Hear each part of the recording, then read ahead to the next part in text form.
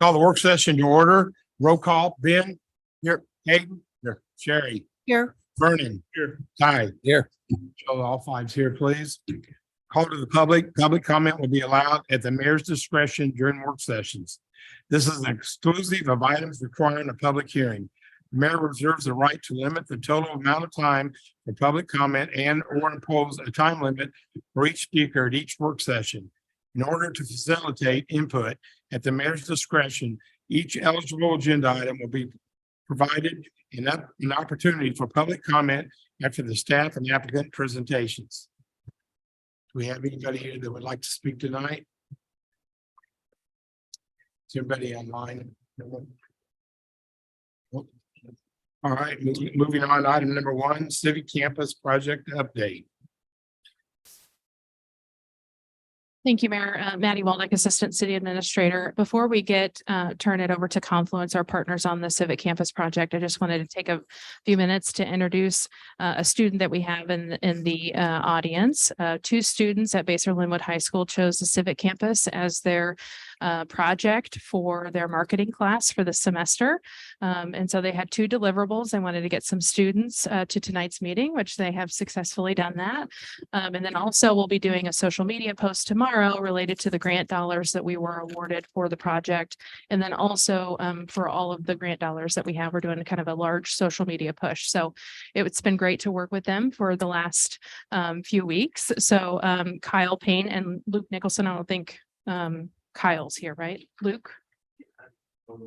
Yeah. Yeah, that's okay. Thank you so much for being here. We really appreciate the help.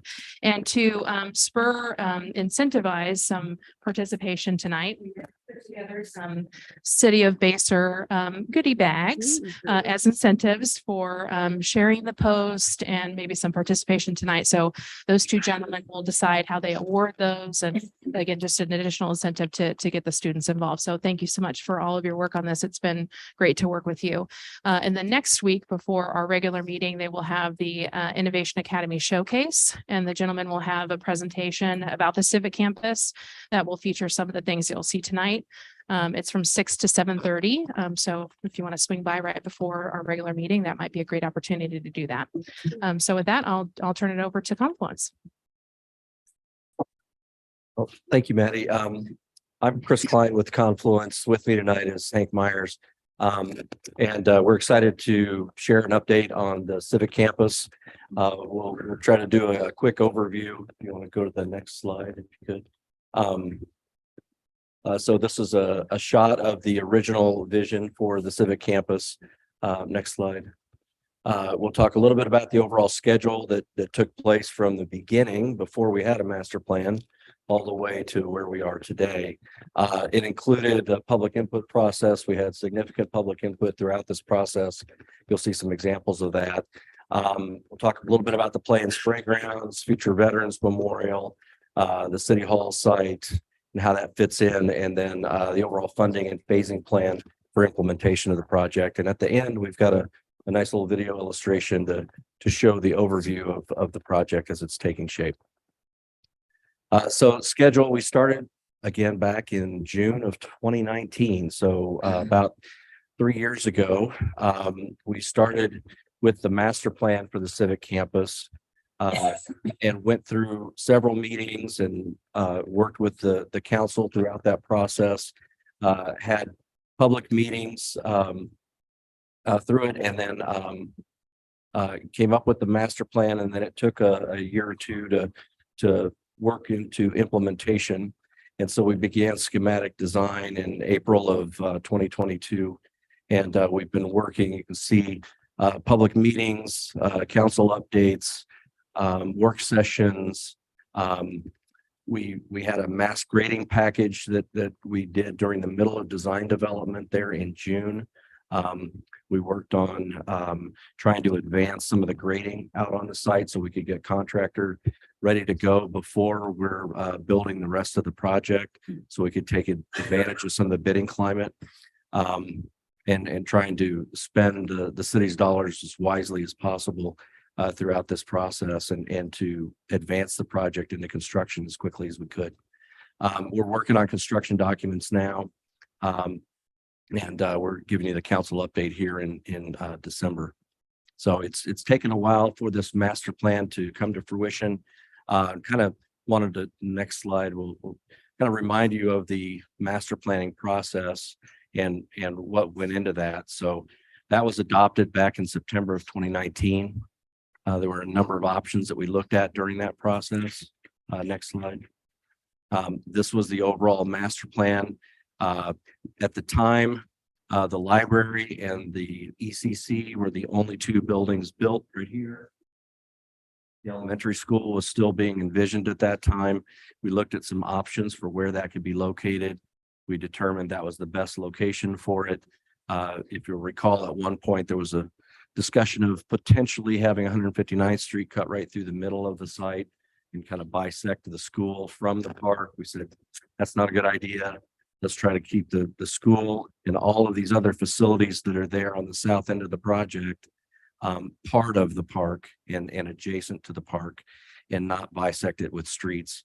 And so we kept it as green as possible, tried to preserve all the trees going down through that the ravine there.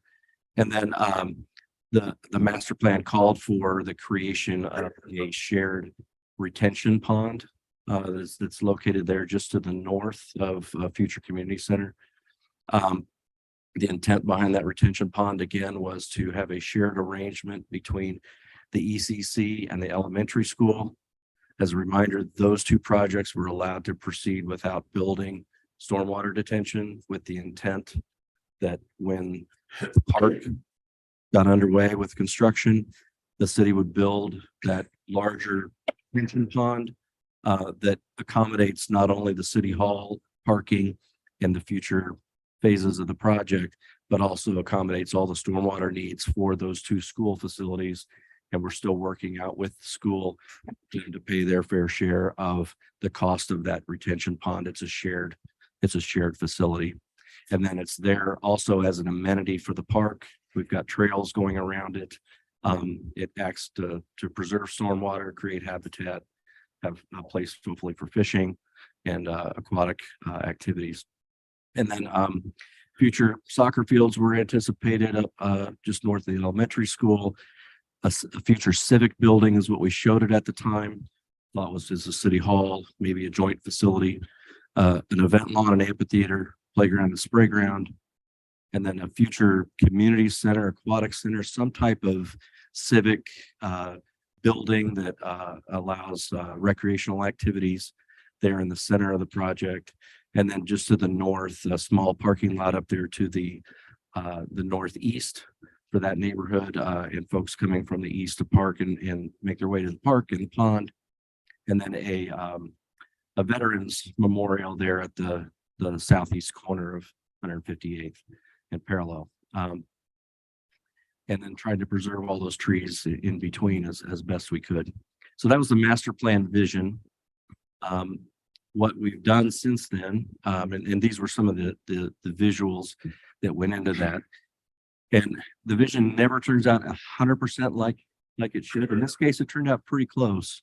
And we try to create those to give the community a target to aim towards, and you hit the target really, really well. You've got a great staff who has done a great job in getting funding and getting all the resources and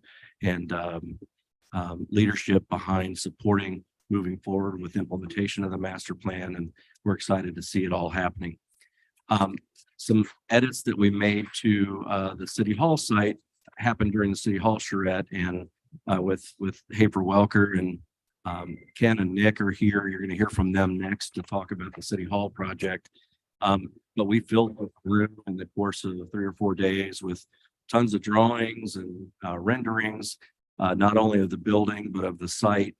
And then over on the right there, you can see the hand-drawn sketch of how the City Hall building and parking lot, playground and spray ground, and the event lawn all kind of took shape a little bit differently than it was in the master plan, but it's really in response to how the building needed to function for the city's future growth and how the rest of the site needed to respond to that. So next slide. Let's remind everybody, it wasn't just the folks in this room that gave input. We got tons of input from Greyhawk Elementary School, and Maddie and her team went out and met with the school and got, gosh, what was there? How many hundreds of students? Yeah, over 200 students gave us input on lots of things they wanted to see in the playground and the spray ground. We took all of that into account. They give great input. Those kids know what they want. They know what, I remember my daughter, and she would come in when she was that age. We'd have stuff in the office, pictures up on the walls, and she'd go, "Oh, you adults, you probably think this stuff is cool, but let me tell you, this is, you don't want that stuff. This is what kids want, you know." So they know what they want. Next slide. So we had lots of precedent images like this of playgrounds and spray grounds, and we got public input on it. We also got the kids' input, and we took all of those things into account. And Hank's been doing a great job with our team and sifting through all of that data and trying to come up with a theme for the playground and the spray ground that's really rings true with what the input that we got throughout this entire process. Next slide. And those themes included native textures and agriculture. We wanted to play off of a merging of those two themes. Agriculture, because of the surrounding context and the native textures, there's a lot of preserved trees and natural areas as a part of this park. Feel like there's a lot of patterning and things to draw from there that could inspire not only maybe some carpeting choices and things that happen inside the building, but also some of the things that happen outside the building in the park itself. We'll talk about playground teaming.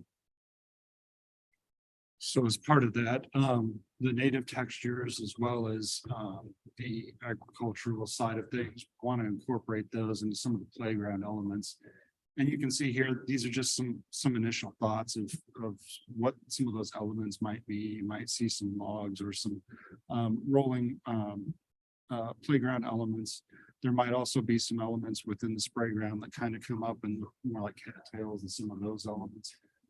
We're still exploring those. We don't have the final concepts yet to share with you, but we are in progress of trying to pull all of those pieces together.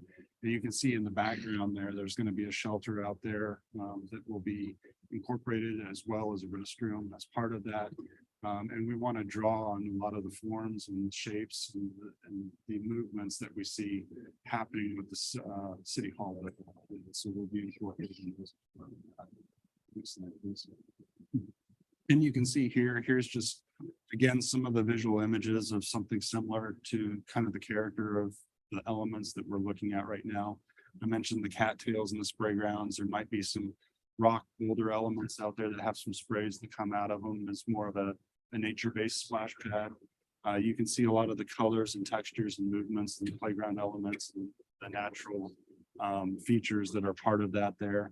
And then off to the right, you can see just kind of how that kind of lays in as from a diagrammatic standpoint.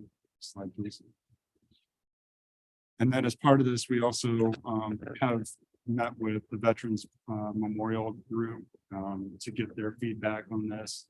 This would be a future phase element, as Chris mentioned, at this time, off of 58th and Parallel. And you can see we've got a small parking lot associated with that with 20 stalls.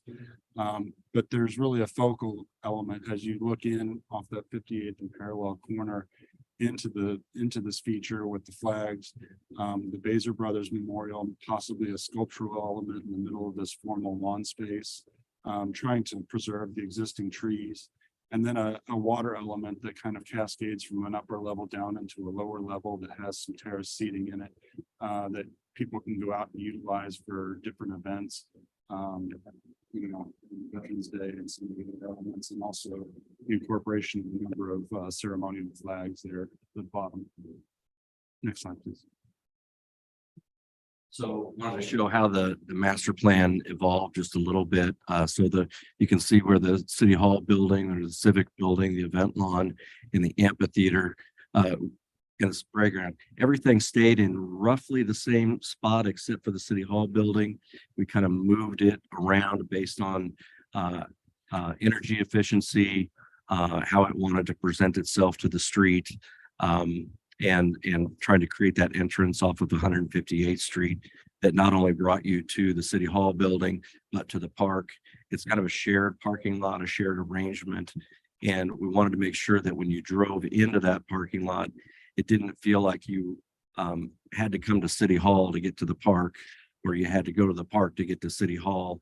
Wanted to come in and make it feel like it was a totally shared thing, that if you were just there to come to the park, it didn't feel like you were passing by City Hall. And it really just feels like a nice civic campus, a nice shared arrangement. And so we modified that arrangement a little bit. You'll see that in the next slide. So you can see how that modified and took shape. The building for City Hall kind of moved to the south, kind of a similar position and alignment as the library is shown. The building, City Hall, is kind of oriented down to the east towards 158th Street. You enter off of 158th Street, you're focused right on the front door of the building. And then it lays out into two different areas for the parking lot. And then the nice formal event lawn that's out there, that's a level grassy area. We'll enlarge that in just a second. You can see the amphitheater and then the loop trails that go through the park and around. There's going to be a lot of walking trails, a lot of connectivity. The nice thing about having all of these trails built as a part of this project is they're going to feed out with little feeder trails and connectors to all sides of the park, and allow future neighborhoods and existing neighborhoods to connect into that park. And that will help you to continue to score well on future trail projects when you've got something like this that's already started and is tied into your other trails. Connecting other additional neighborhoods and trails with future phases and lengths of trail will just make your system that much better, help it score better, and compete well with other funds in the area. So the next slide is an enlargement of that. So you can see the City Hall building. You'll hear more about that here in a minute. And then the event lawn, the playground, shade structure here. There's going to be restrooms as a part of this building. So it'll have a shade structure and restrooms. There'll be a playground on one side, a splash pad in the other, and then that area in green in between. It's not a flat site there. It's really starts to slope down towards those trees. And so it's kind of tiered. The splash pad's up above, the playground's down below 4 or 5 feet. And then in between that green zone is kind of this nature play area where we're going to allow kids to kind of walk up. We'll have some rocks that they can climb up and steps, other sloped areas, build in some slides and some logs and things like that. So it's kind of a nature play area in between. And then parents can sit in that shaded structure where the restrooms are and see, you know, Joey on the playground and Nancy over there in the splash pad, and have an eye on everything happening at the same time. And then lots of different events that you could host out here in the lawn, as well as the amphitheater area. Next, we'll go over some of the phasing. I'll have Hank come back up and talk a little bit about the phasing, because it's taken a number of different sources to build all of this. So the slide here illustrates the trails in red that we have shown will be built as part of the Civic Campus project in the phase 1, so the initial phase. So you can see there around the event lawn that Chris was just talking about, we'll have a loop around there, as well as trails coming in off of 158th Street. And then there's a secondary set of trails adjacent to that parking lot there on 159th Street. There's several bridges incorporated as part of that, and we did not want to utilize the KDOT funding because of the stringent guidelines that we would have to follow as part of that. We feel like you'll get a better dollar building those within the phase one campus.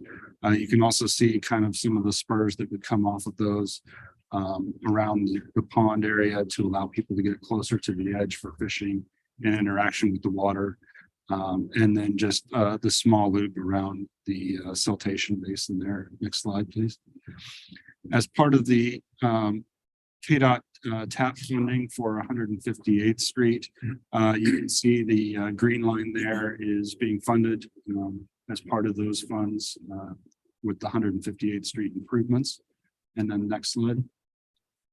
And then you can see here in blue the significant amount of funding that was gathered by the city for the TAP grants for a phase two implementation. And those will all be funded through the KDOT TAP grants in 2024, 25. Next slide, please.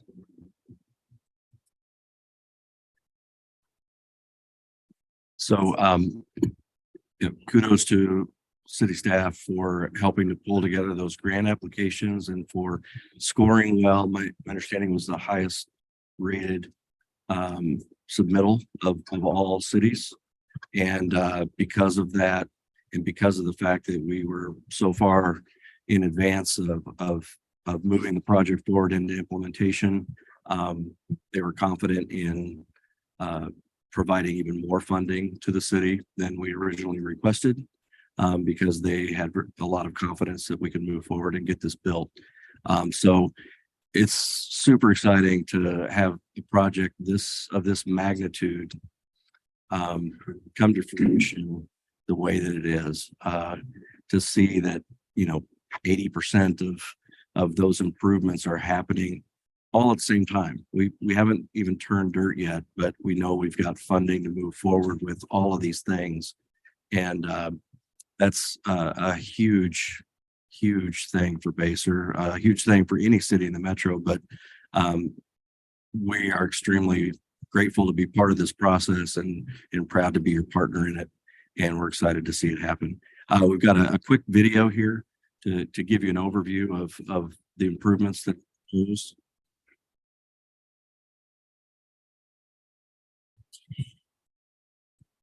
Quick overview. You can see the pond there in the middle, and the still got that opportunity for a big destination there. City Hall.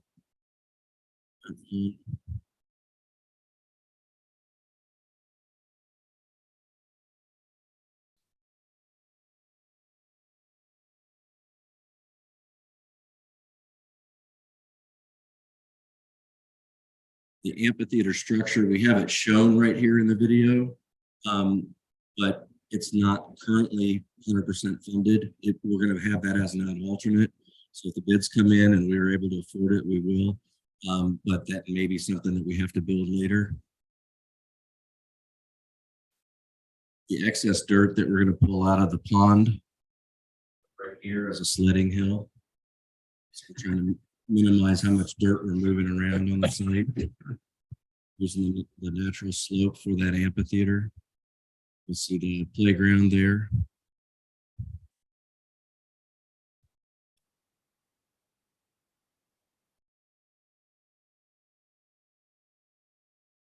We'll hear more about the city hall here in a minute, but just the way that all comes together, it's going to be a game changer. Happy to answer any questions that anybody has, but thank you all very much for the opportunity to be a partner in this, and we're super excited. Hope you are as well. Thank you very much, Chris. Awesome job. Thank you. Fantastic. Anybody have any questions? I think we're good. Thank you. Thanks, Chris.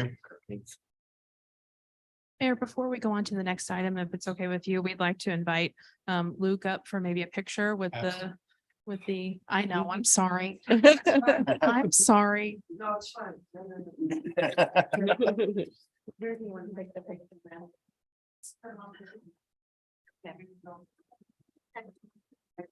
We did it at the mail.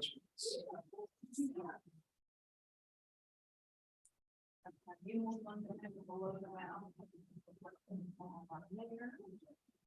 Answer.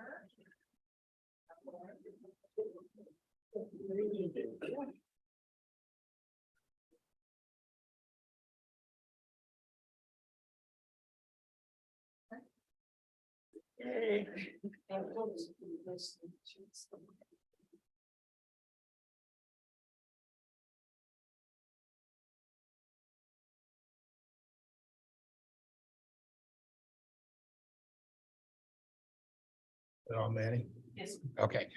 Item number 2, City Hall project update.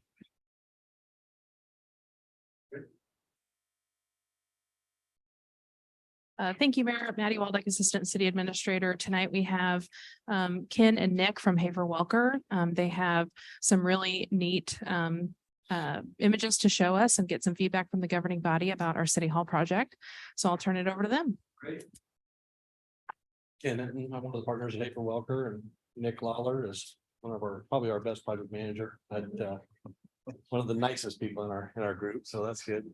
Thank you again, and I reiterate what we said there, this whole master plan that you've done for this civic campus. And I realize that City Hall is just a component in the overall plan, but what a great project to be affiliated with. And you can see that we've got a lot of passion for the project. I think you've seen that from the people that have been working with us, so we appreciate that, and it's really turned out to, even though we're just starting, it's turned out to be such a great project, and it got a lot of opportunity here, so. We mentioned we had a 3-day charrette in this room. And you can see that the people were involved, mayor and maybe a couple councils came by from time to time. Sherry, you were there for a couple of meetings and just to try to give us input. But you can see we covered almost every wall, I think. To look, we had a whole visioning session where we put images up on the wall over there so we could start communicating with the city and some of the leadership about what they thought the City Hall building should look like, what kind of materials it might be, things like that. And the next slide kind of shows Confluence was a very big part of that. I think they drew 14 or 15 site plans that are all up. That whole wall was pasted. We had actually come over here on the wall by the flag and put some over there. And they just did a great job and really allowed us to understand the flexibility of the site and what we could possibly work with. And I think I counted 17 floor plans we drew in those 3 days, working through the staff. Some of them were partial plans and things just to work out the details. We were here for 3 days. We had all the people who were influencing the project giving input. And we find that it's a really great way to take a big step forward to start. Not that we designed the whole building in 3 days, but we had a pretty good start from this.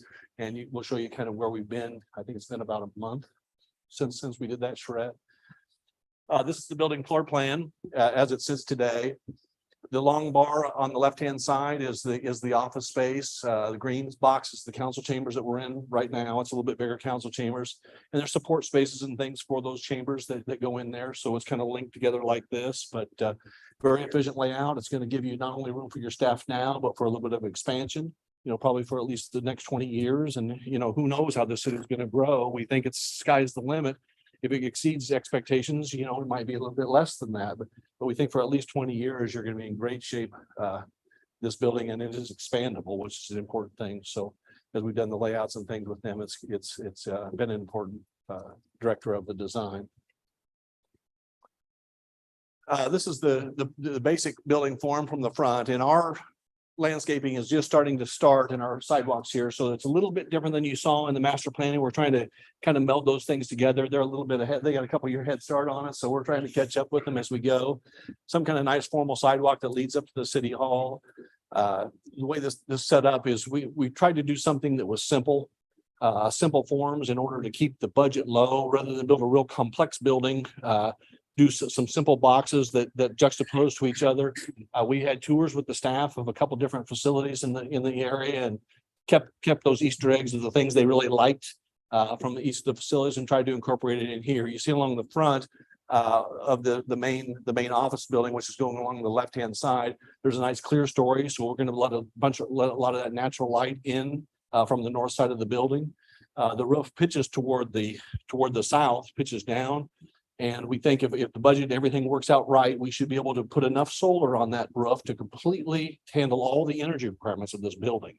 So your utility costs, but I don't know that they're going to be zero because there's going to be some cloudy days, but it will have a significant impact on the outcome of this building. And And we're bidding that as an alternate to make sure that we can get the base building in there, and hopefully the alternate will come in, we get good bids. We can afford the solar on day one, and you can start seeing those costs. This is kind of an aerial shot. You can see on the left-hand side, building orientation was something that Confluence mentioned. The ultimate orientation for a building in this part of the country is to do a long skinny bar in the east-west direction. And that way we get a lot of roof sloping facing to the south, so we can maximize the solar impact on our solar panels that are set on the gray roof.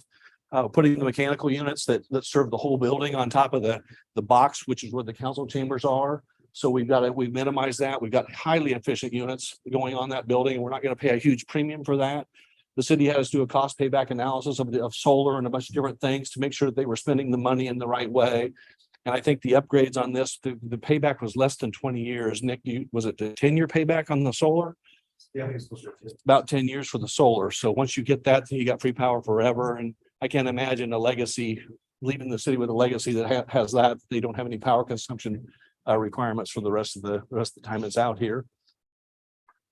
And then it's kind of a look from the other side of the building, just to kind of, again, show you what all sides look like. They get a little bit foreshortened in the projection. They look a little bit different on our computer screens, so bear with us on that, but we've got real physical models that we've done.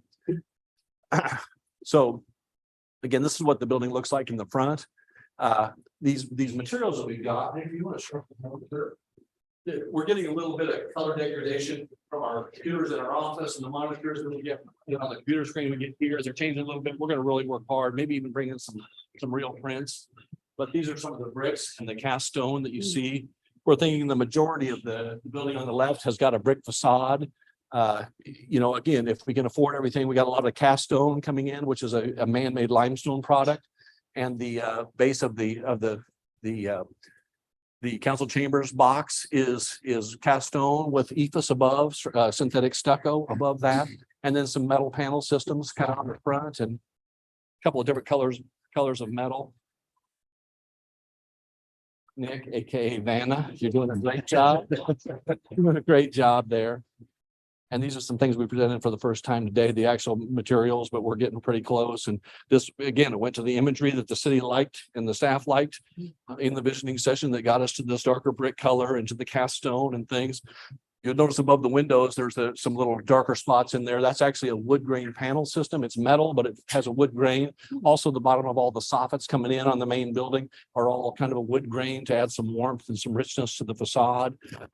So that's kind of where our color scheme and our material scheme is going. Okay, real quick. Yeah. So this brick right here, that's what we're seeing. It looks a little brown, it's rendering this, it's intended this color right here, this gray brick.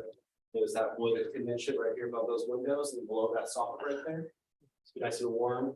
This is the darker metal panel, which is what you're seeing here is that canopy over that front entrance there. And then the lighter metal panel for the rest of that all wood right there. And then this one in the cast stone just a little bit ago, which is would be this area right here as well as this part of the facade on this north basement. Thank you, Nick. And you can see the stucco materials he's got in there too in the box. It's just everybody's seen stucco or synthetic stucco, but it will have, and these aren't the exact colors, but we will bring the exact colors as we get forward in there. And as a matter of fact, we'd like to get some input on some of that today if it seems appropriate, or you can give it to us afterwards, whatever you want to do. But let's go through these next couple slides. You can see what the building looks like on the back side, some glass corners. And the glass is really clear in our computer model, but we're looking at different glazings. We want to make sure we have a high performing glazing. And the real question is, does this have a lot of reflectivity so you really can't see in very well? Or does it have a tint, maybe a gray tint or a blue tint? And so we're going to be exploring that and making sure that you've got privacy in the offices because you are out in this public amenity. You know, it's a little bit different than a lot of city halls are. And I think that's a positive thing, but you have to have privacy and the ability to do your work without somebody coming up and knocking on your window every 5 minutes. So, and then the third side, you can see how the brick comes around. There's a patio in the back corner of the building. And it's going to be a nice thing with a little bit of covered patio so that you can sit out there if it's snowing or if it's, a nice day, but hot, you can be in the shade. So the next option shows, again, this mid climate and in my entire career has never been this wacky where we're seeing inflation and jumps in pricing and things happening. you know, knock on wood, we hope it's calming down now. It seems to be. But because we don't know exactly what the climate is going to be like in 4 months or so when we finish the drawings on this, we feel like it's important to bid some bid alternates to show you a slightly reduced scale. And then if you get a great bid, you get it all. And even if not, we got strategies on how you can buy that as you go through the project. But one of the things here is to take that synthetic stuff or the EVIS and do it on the ends of the building. And that wraps around the entire back of the building. And it's a fairly simple change, but it has about a $80,000 impact on your facility. And that's a pretty good number. That with about $100,000 worth of solar or $80,000 worth of solar, those are two pretty good alternates. We're looking for a couple more, but something you could add later, but you could live without. And if you had to, and of course, the payback on putting brick on this building is around a 20-year mark. About the time you're painting your building for the third time, that's when you started. You could have just bought the brick in the beginning. So we do think it's best if we can get a full brick building, and that's really what we're trying to go for, but not at the sacrifice of the key space that the city needs to function properly for the next 20 years. You know, trying not to cut corners in order to add a little bit of durability to that. So we've got this building that's kind of a tan color on top with the gray. And that's kind of what it looks like in the back. And then the next one, and again, the color schemes, this is kind of a cool gray color. So it's more like the color of the metal versus the tan. And it might be kind of hard to toggle back and forth. You may have to kind of do some selective slides, but you can see what it looks like here. And then on the back side, oops, you went back, move backwards. There's the gray building on the, again, the brick on the bottom, we think is a durability issue. Let's try to keep it down there and put the stucco above it. And then the third one, which would be a couple slides later, is a darker gray, and the green, these are supposed to be gray, but they're kind of turning tan. And we'll give you some prints of renderings so you can see it really colored true, but a little bit darker building on the top, and you can see what it looks like the next slide on the back of the building. So the idea, if we kind of toggle back, we like what I'd like to see is that front shot of the brick, and then and Nick, you might have to help her with that brick, and then the different colors of tan.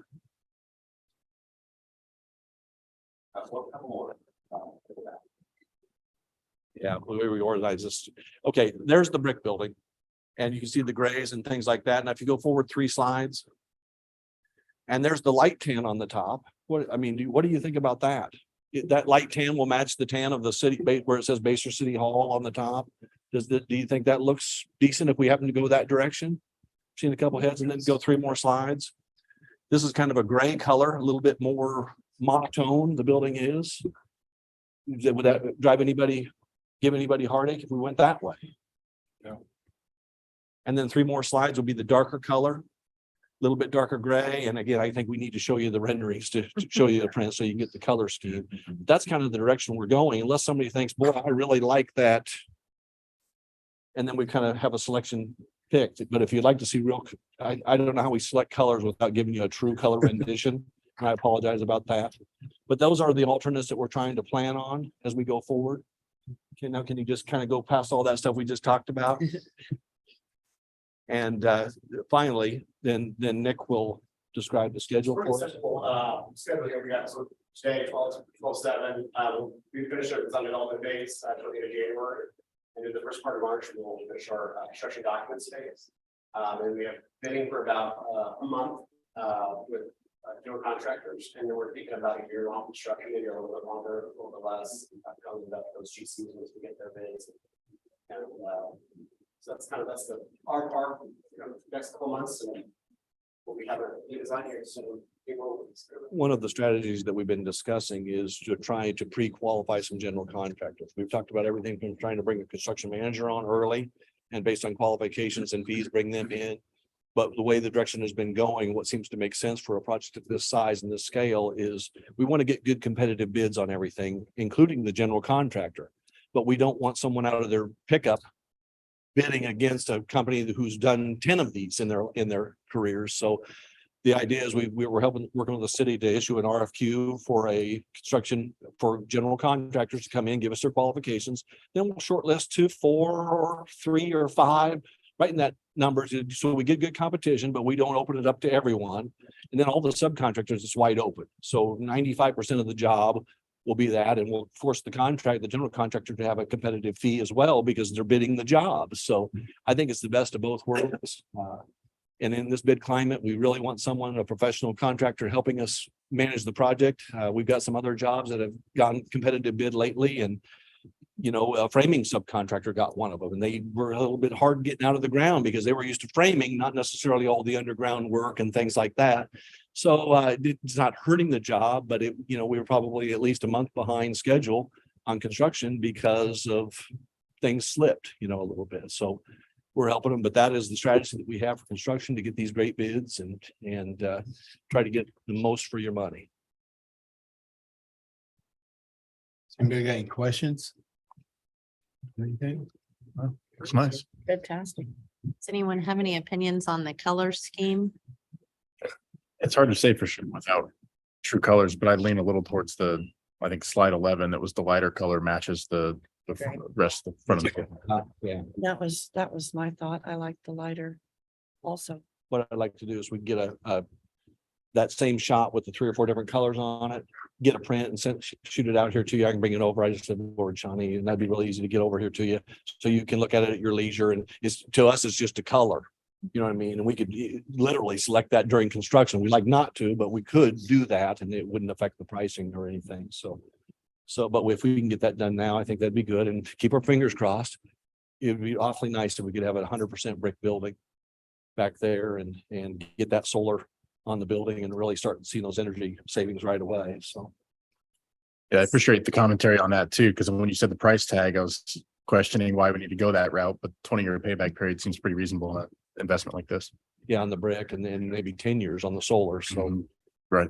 And those do, 20 years after the brick has been paid off, it's still brick and it still is free, the maintenance is. So those are all great decisions. We're certainly trying to push for that direction. And we're actually proposing full size masonry, 4 inches thick, standard masonry, not thin bricks, just a sample board. Yeah. Standard full size.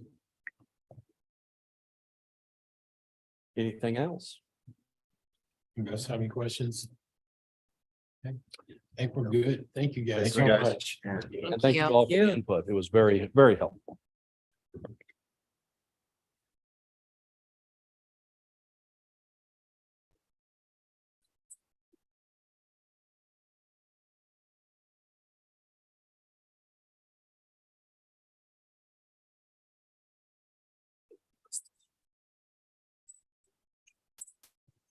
I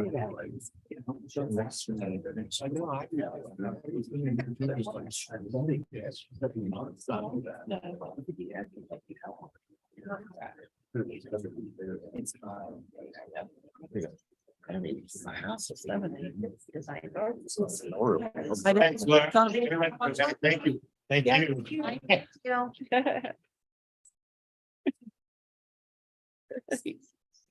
you. I need some of his energy right now. Yeah.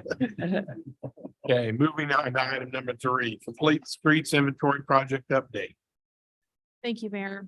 Tonight with us, we have Brian Blizzard from GBA. This is a follow-up conversation from the Complete Street Inventory Project.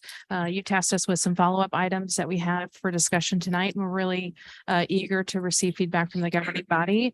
We're really focusing on that year 1 and year 2, talking about what streets, general areas to focus on, and then also some options for how to fund those improvements.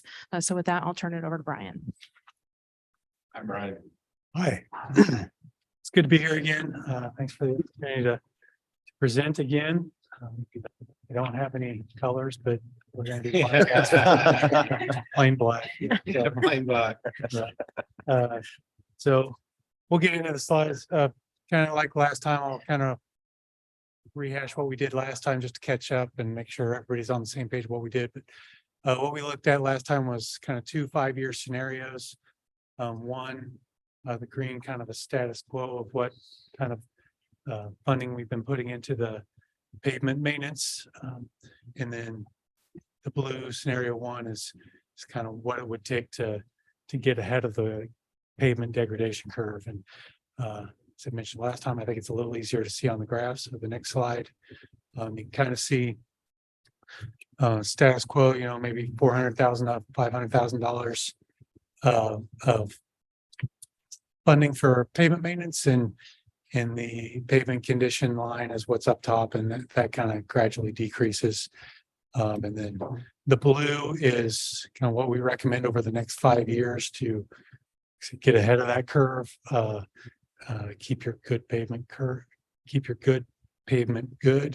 And you can see that pavement condition index for the network kind of goes up and stays up in that good area. So the other thing at the end of the last one was we kind of left off with the recommendations. What we'll be focusing on tonight is, you know, kind of those first two. So utilizing the segment prioritization when we're talking about, okay, year one, we're going to do these streets, year two, we're going to do these streets. And at that same time, when we look at more of a more detailed project or selection of street segments that we're going to touch with maintenance, what rehabilitation techniques and what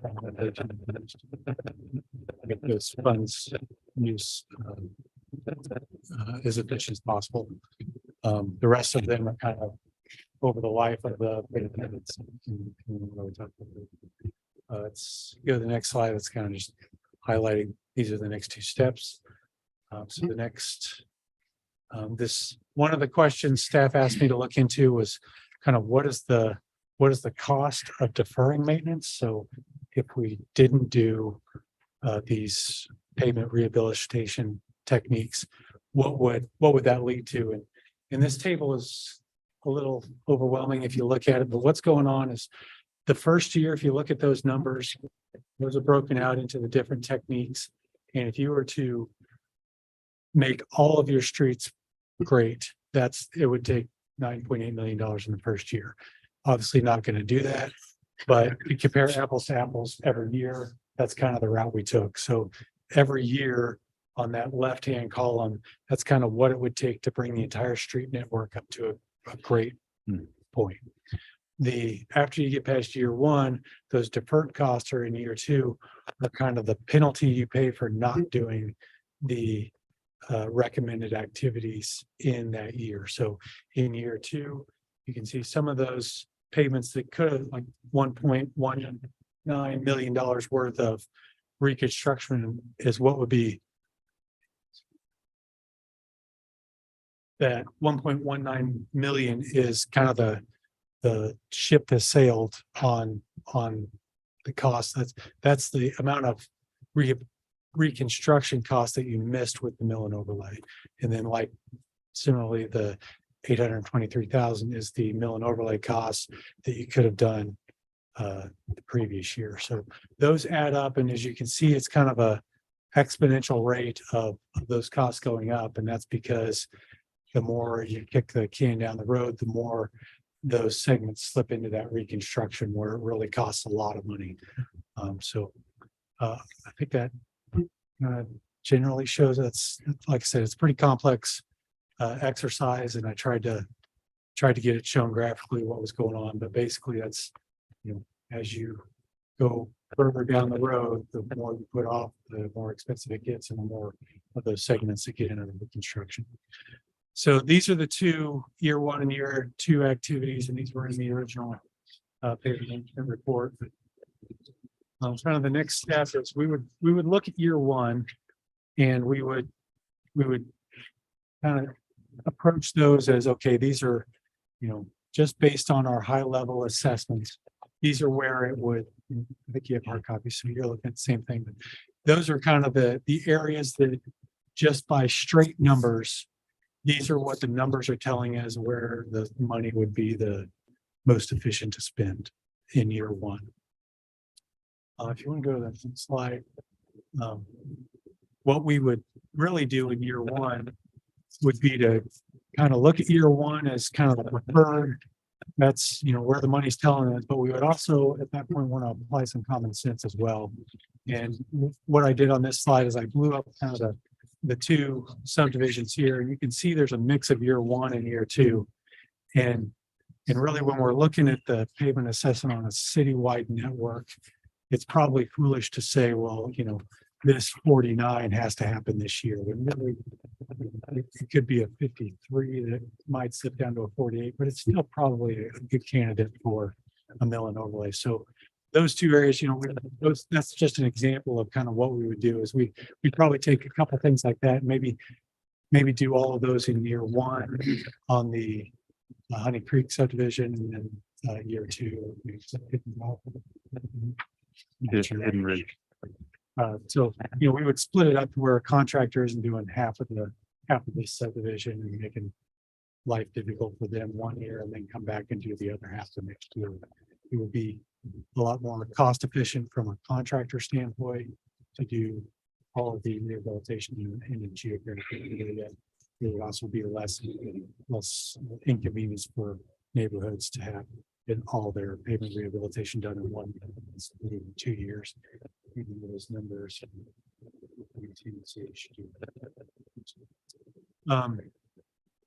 So I think is that. But basically, I think the recommendation or what we think is to allot whatever funding you deem necessary for phase one. We will use those numbers to base where we start, but we also want to build some flexibility in there to make sure that money is spent as efficiently as possible when it comes down to the granular decisions. Thank you, Brian. So after the last presentation, you asked us for some follow-up items, which we've been working hard at researching and gathering that information. Cameron, if you could go back to, I believe it's the second slide. Just as a recap, this is the scenario number one, which is fully funding the $8.1 million recommendation over the 5-year plan that was included in the report. So when we discuss scenario number one, I just want a reminder of this is the fully funding at the 8.1 million at the schedule that Brian has outlined on the screen. Go back to slide 9. So a couple pieces of information that were thrown out in the last work session was, can we fund this from fund balance and consolidated highway? We went and we looked at that. If we funded the $8.1 million just out of fund balance from consolidated highway, we would be at a negative fund balance position for that fund in 2025. Another discussion was what about a mill rate increase? Just as a reminder, the value of 1 mill in our community is 111,000. So if we were looking just in that first year to fund that gap from, we usually fund about $500,000 of road improvements. If we funded that gap, it's about 1.2 million or somewhere around in there. So you're looking at a 10-11 mil increase in order to be able to cover that. Third is an alternate revenue source, such as a special sales tax.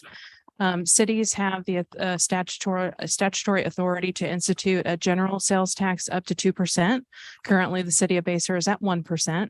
We also have the ability to do a special sales tax up to 1%. Currently, the city does not have a special sales tax. If we were to do a 1% special sales tax, that would generate an estimated 1.1 million annually, and that would increase over time with the growth of our community.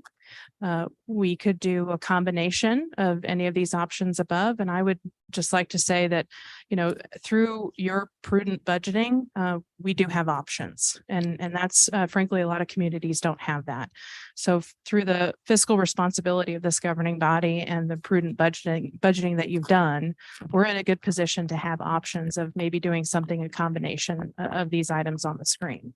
And so we've worked with Baker Tilly. We've talked internally as staff. We've landed on a recommendation, and we really just want feedback from the governing body. We may have missed the mark on what we think is the right direction, and we're just really eager to hear your feedback on that. So our recommendation is to use fund balance to fund the first year, which does not put us in a negative fund balance position for the Consolidated Highway Fund, and it does not have a negative impact on the capital fund's performance.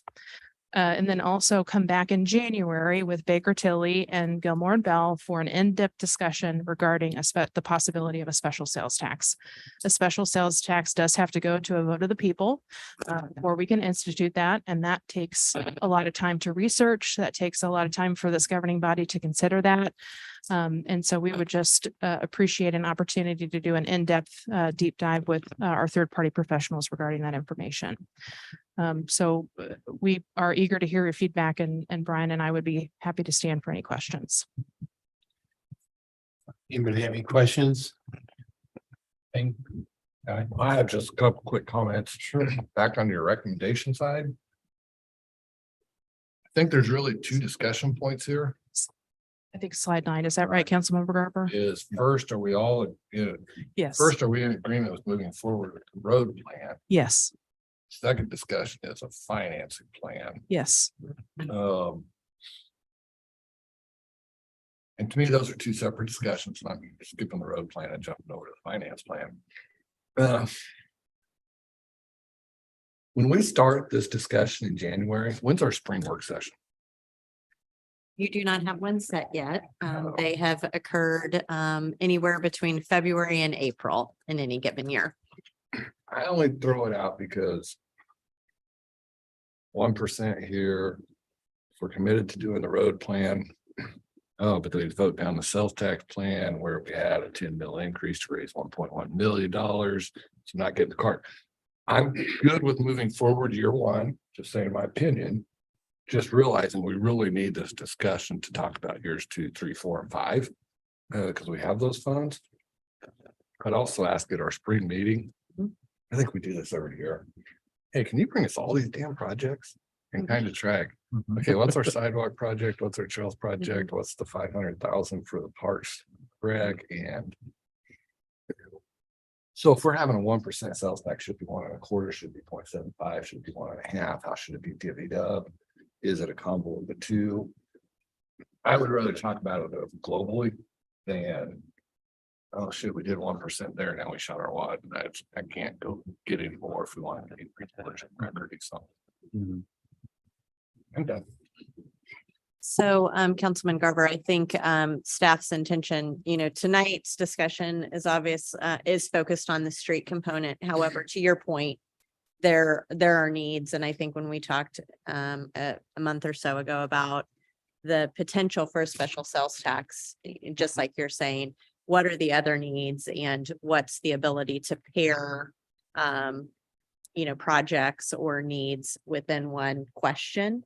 And so, again, at the direction of the governing body, if that's something that you're interested in exploring, we'd really like to have Gilmore and Bell and Baker Tilly, of course, in conjunction with our city attorney and staff, talk to you about the different options and different incremental steps that you can do in terms of percentages and how you might break out those questions, because you have public safety needs, you have parks needs, you have pavement needs, and so what's the right combination and how you divvy those out against, to your, statement, the global needs throughout the community is really critical. And I think it will take definitely more than one discussion to have to flesh that out.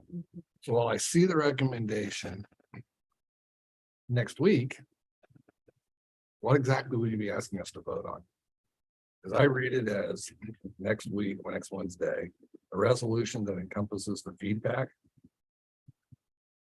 Do you have enough feedback to write a resolution right now? So we would certainly like to hear from, other input, but depending on the direction of the governing body, if it is the direction of the governing body to in fact use fund balance to fund year one, the resolution that we would put forward would be just that the governing body through resolution, I think it's 2022-61, accepted the pavement management plan made certain recommendations regarding road improvements and type of pavement treatment for year one. The resolution will include that plan cannot be funded with current revenues that are available to the city. So while year one can be funded through fund balance, again, because of your prudent budgeting and the fact that you do have fund balance, that is not a sustainable path moving forward. So years 2 through 5 and all future years, we either find an alternate source of revenue, or we decrease the amount of spending, or we cut spending from something else. I mean, those are really the options, and we'll include that in the resolution, because just we've done a very nice job, I think, of memorializing all of the decisions of the governing body, but this is an important one. And we don't want to set a standard with the community that this is the level of service that they should expect to see every year if we in fact don't have that level of funding in order to match that same level of service going forward. So you mentioned and beyond years. I don't remember, I didn't see my notes from last time, if there was discussion of what the longer term expected cost was. If we do this over 5 years to get caught back up, is there then a dramatic reduction in annual spend following that?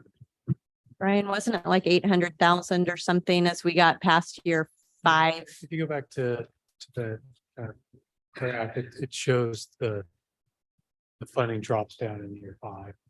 And that's reflective of getting ahead of that pavement curve. Sure. That is also, that's the further you get out, the harder it is to predict what the pavement's gonna do. And 5 bad winters with a lot of freeze thaw, Sure. it's kind of wild card out that far. If you have a bunch of mild winters from now until then, maybe it's the degradation curve isn't yours. The other thing we talked about was implementing some like rejuvenators and stuff that maybe stretch that pavement curve out to where, in those further years that degradation curve gets stretched out, because you've got a better pavement structure that's more resilient to freeze thaw and that type of weathering. Mhm. Okay. Everything else. Oh, yeah, it's quiet, so I kept talking. Yeah, you know anything? Well, I would be definitely in support of year 1. I would say in subsequent years thereafter, if it's going to put us into a negative fund balance, obviously would not be in support of that until we can find other funds. Increasing the mill rate, I'd struggle with solely off of the fact that it's not just our constituents here in the city that are utilizing our roads and I'll say tearing them up, right? But everyone. So, if I'm going to be in support of something as an increase, it would be more in the line of the sales tax, in my opinion. So. Sherry? You were concerned? I agree with Ben. Bernie? No comment. Okay. Hayden? Yeah, I struggle with the property versus sales tax, but I like the idea that it would be a vote, right? I mean, Right. people have said, they've told us this is a priority. And it's, okay, here's what it takes to get ahead to fund these projects. And that's part of my question of, after 5 years, there's a funding drop off. So do we have a 5-year sunset on whatever the proposed language is? Or does then that funding shift towards one of these other priorities that have been identified? So I think definitely some consideration of how that gets phrased, but I lean that direction as well. I certainly think, if we're going to do something, core infrastructure is what we should do. When it comes to a vote, would it be just a flat, let's just say they come up with the total to fund, not just the roads, but all of the things we come up with at 1.5% or whatnot? I'm just making up a number at this point. Do they have to vote on, do we set aside and say 0.5% is for roads? Another 0.25% is for Parks and Rec? I mean, is it something like that? Or is it a blanket, it's all or nothing? It is, you're approving this and all of it or none of it? However you want to do it. Truly, you can have it as separate questions. You could have a question that says, we want to do 0.5% for parks, we want to do 0.5% for roads. Or you can have a joint thing that says this is for parks and roads. And then that would be, then at that point in time, I believe, I'd want to double check it, but I believe at that point, then your budgeting can just make that determination at whatever the needs are. But if it's a separate tax, technically you could have 2 separate questions on the same ballot. Okay. So your constituents might decide, you know what, we're ready to do 0.5%, but we're not ready to do a whole percent. We think roads are more important than something else right now. That's right. With Yep. regard to the sunset provision, you can make that determination as well. 10 years is the max, I believe is what the max is on that. So you can do less if you want a shorter time period. But once something's approved for a specific purpose, you cannot change that purpose during that time. So kind of go back to your question from before. So, there's a lot of variations to consider on that. Do you want it to be kind of a bigger pot, more options in that? Or do you really want to give your constituents an opportunity to say what is the most important? And hopefully, all of those get approved and then you've got that funding there. So Years ago, the county did a 1% sales tax and they expected to get $20 million. They ended up with 40. So to go back to the point, what will we be using if there is a situation like that? How would the other monies be used? And that is something that we would want to work on as we are crafting that question, is to make sure that there is enough topics, enough subjects, enough expenses that would be covered by that. The other option you can do as well is you can think about, do we want to do a general sales tax? Do we want to increase that? Because that obviously just goes into a different type of a fund than a specific street project or a specific park. So that would be something we could discuss as well. I think that's something we can talk about at this January meeting. I think that's something you're going to want to think about moving forward. If you're at 1% right now, you've got another 1% you can deal with on the general sales tax. The specific or the special projects are limited to 1%.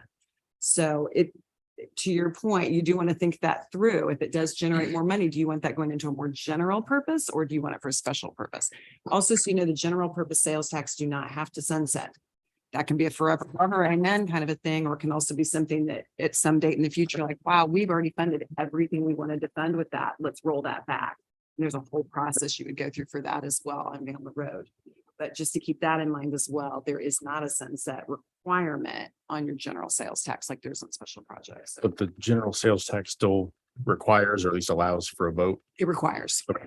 Yes, all would require that. If we talk about this in January, and everybody's on board on doing something like that, what is the timeline that we need to bring this to the vote and get it to the public and get it going so we have enough money for the next year then to get Right. going? There's a couple of options. One has to do if you want to have an in-person vote or if you want to have a mail-in ballot. So that's one thing that we would want to consider. And we've not talked about, the pros or cons of that, but that's something that once you make that determination, we'd work with the county because that would be a timing thing. If it's a mail-in ballot, if you're working with an in-person election, do you want to tie it in with one that's already going to be existing or do you want to do it as a separate one? Most times those are handled separately. Most times maybe it's an overstatement, but many times those are handled as separate elections. Personally, the ones I've worked on were all mail-in.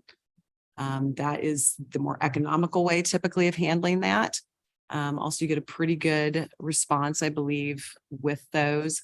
So, to more directly answer your question, that's something we would want to work with the county on. They do have requirements with the state as far as, what date that has to be certified and then what date that will begin to be collected. So we would kind of play with all of that on the calendar once we start to get direction from you all. And then we'll work on that in terms of figuring out, okay, when do we want that revenue to start coming in, start paying for these projects? So, but it'll be a very carefully crafted timeline to make sure we get that money coming in when you're ready for it.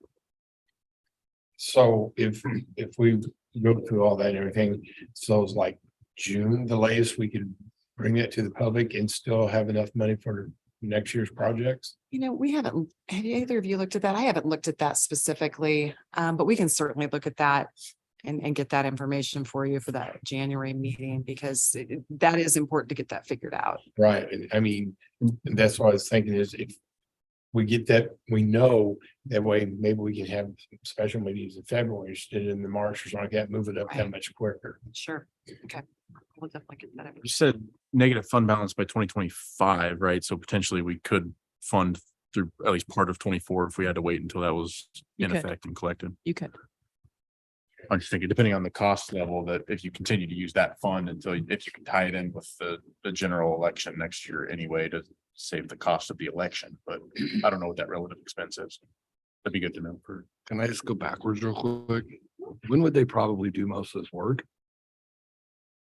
August, September? Ballparkish? Yeah, I mean.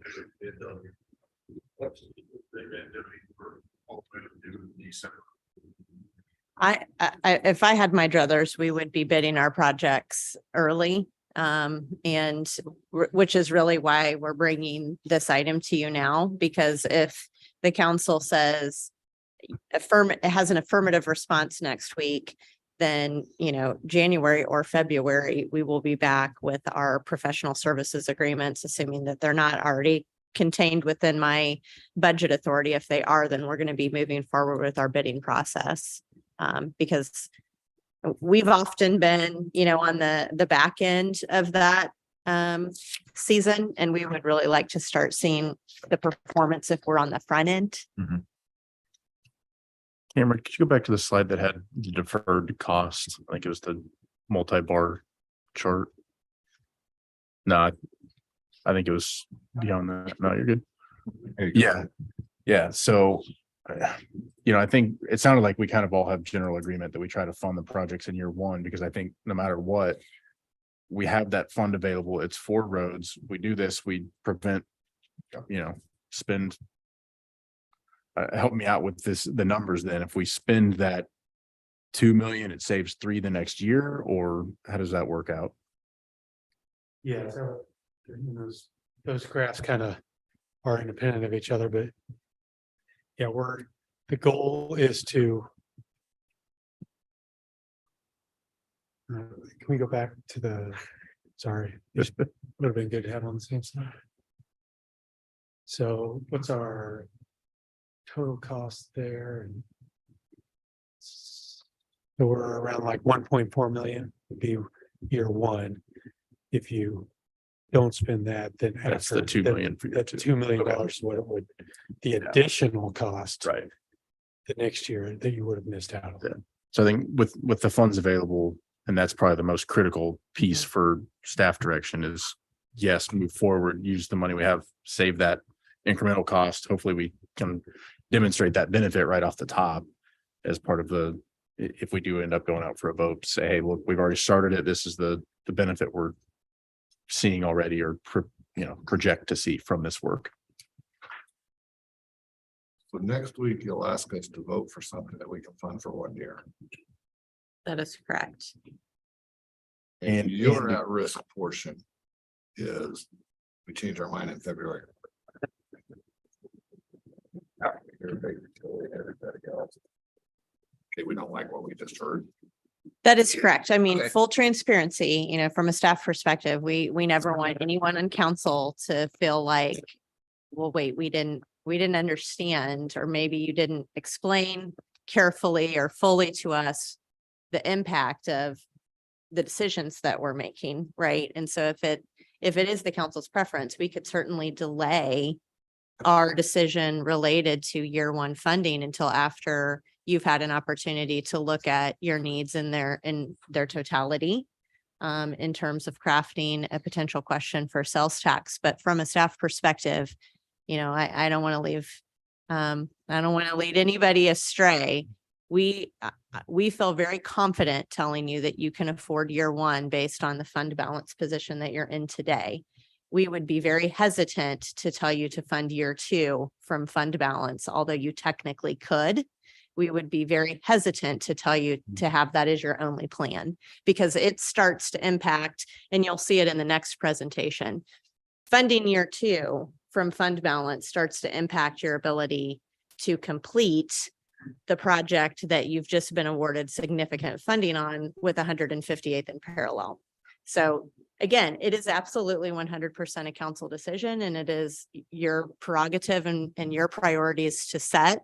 But we can't afford to do it all with the current revenue that you have coming in today. And so if we want to continue to create this, I'm going to call it enhanced level of service, where the quality of what we're delivering is really improving, we cannot continue to afford to do that on just the savings that we've grown, because that savings is eventually being expended within the levels that you have set from a policy perspective, but you can't do it forever.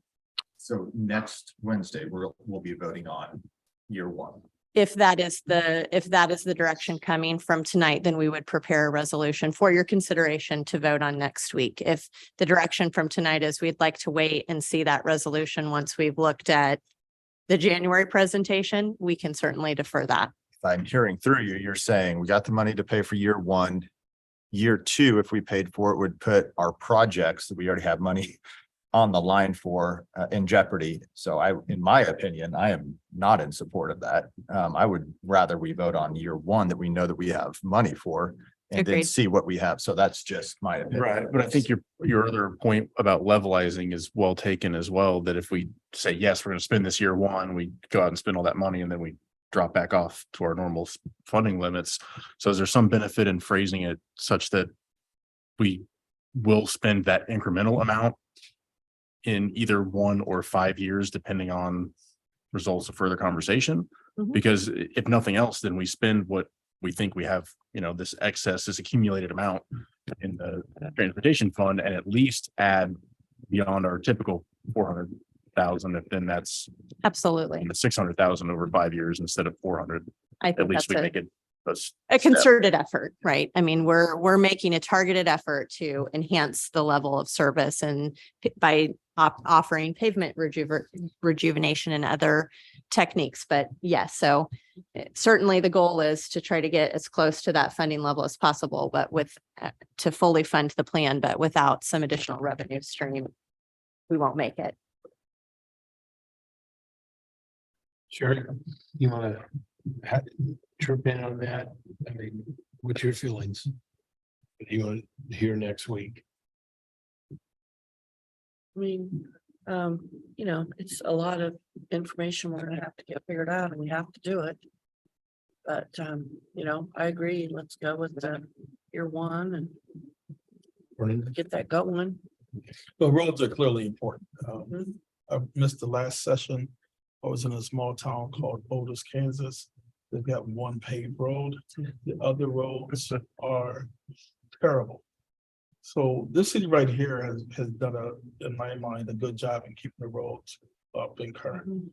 Even the county had expressed some concern. That's why they passed that, or had people pass that they're 1%.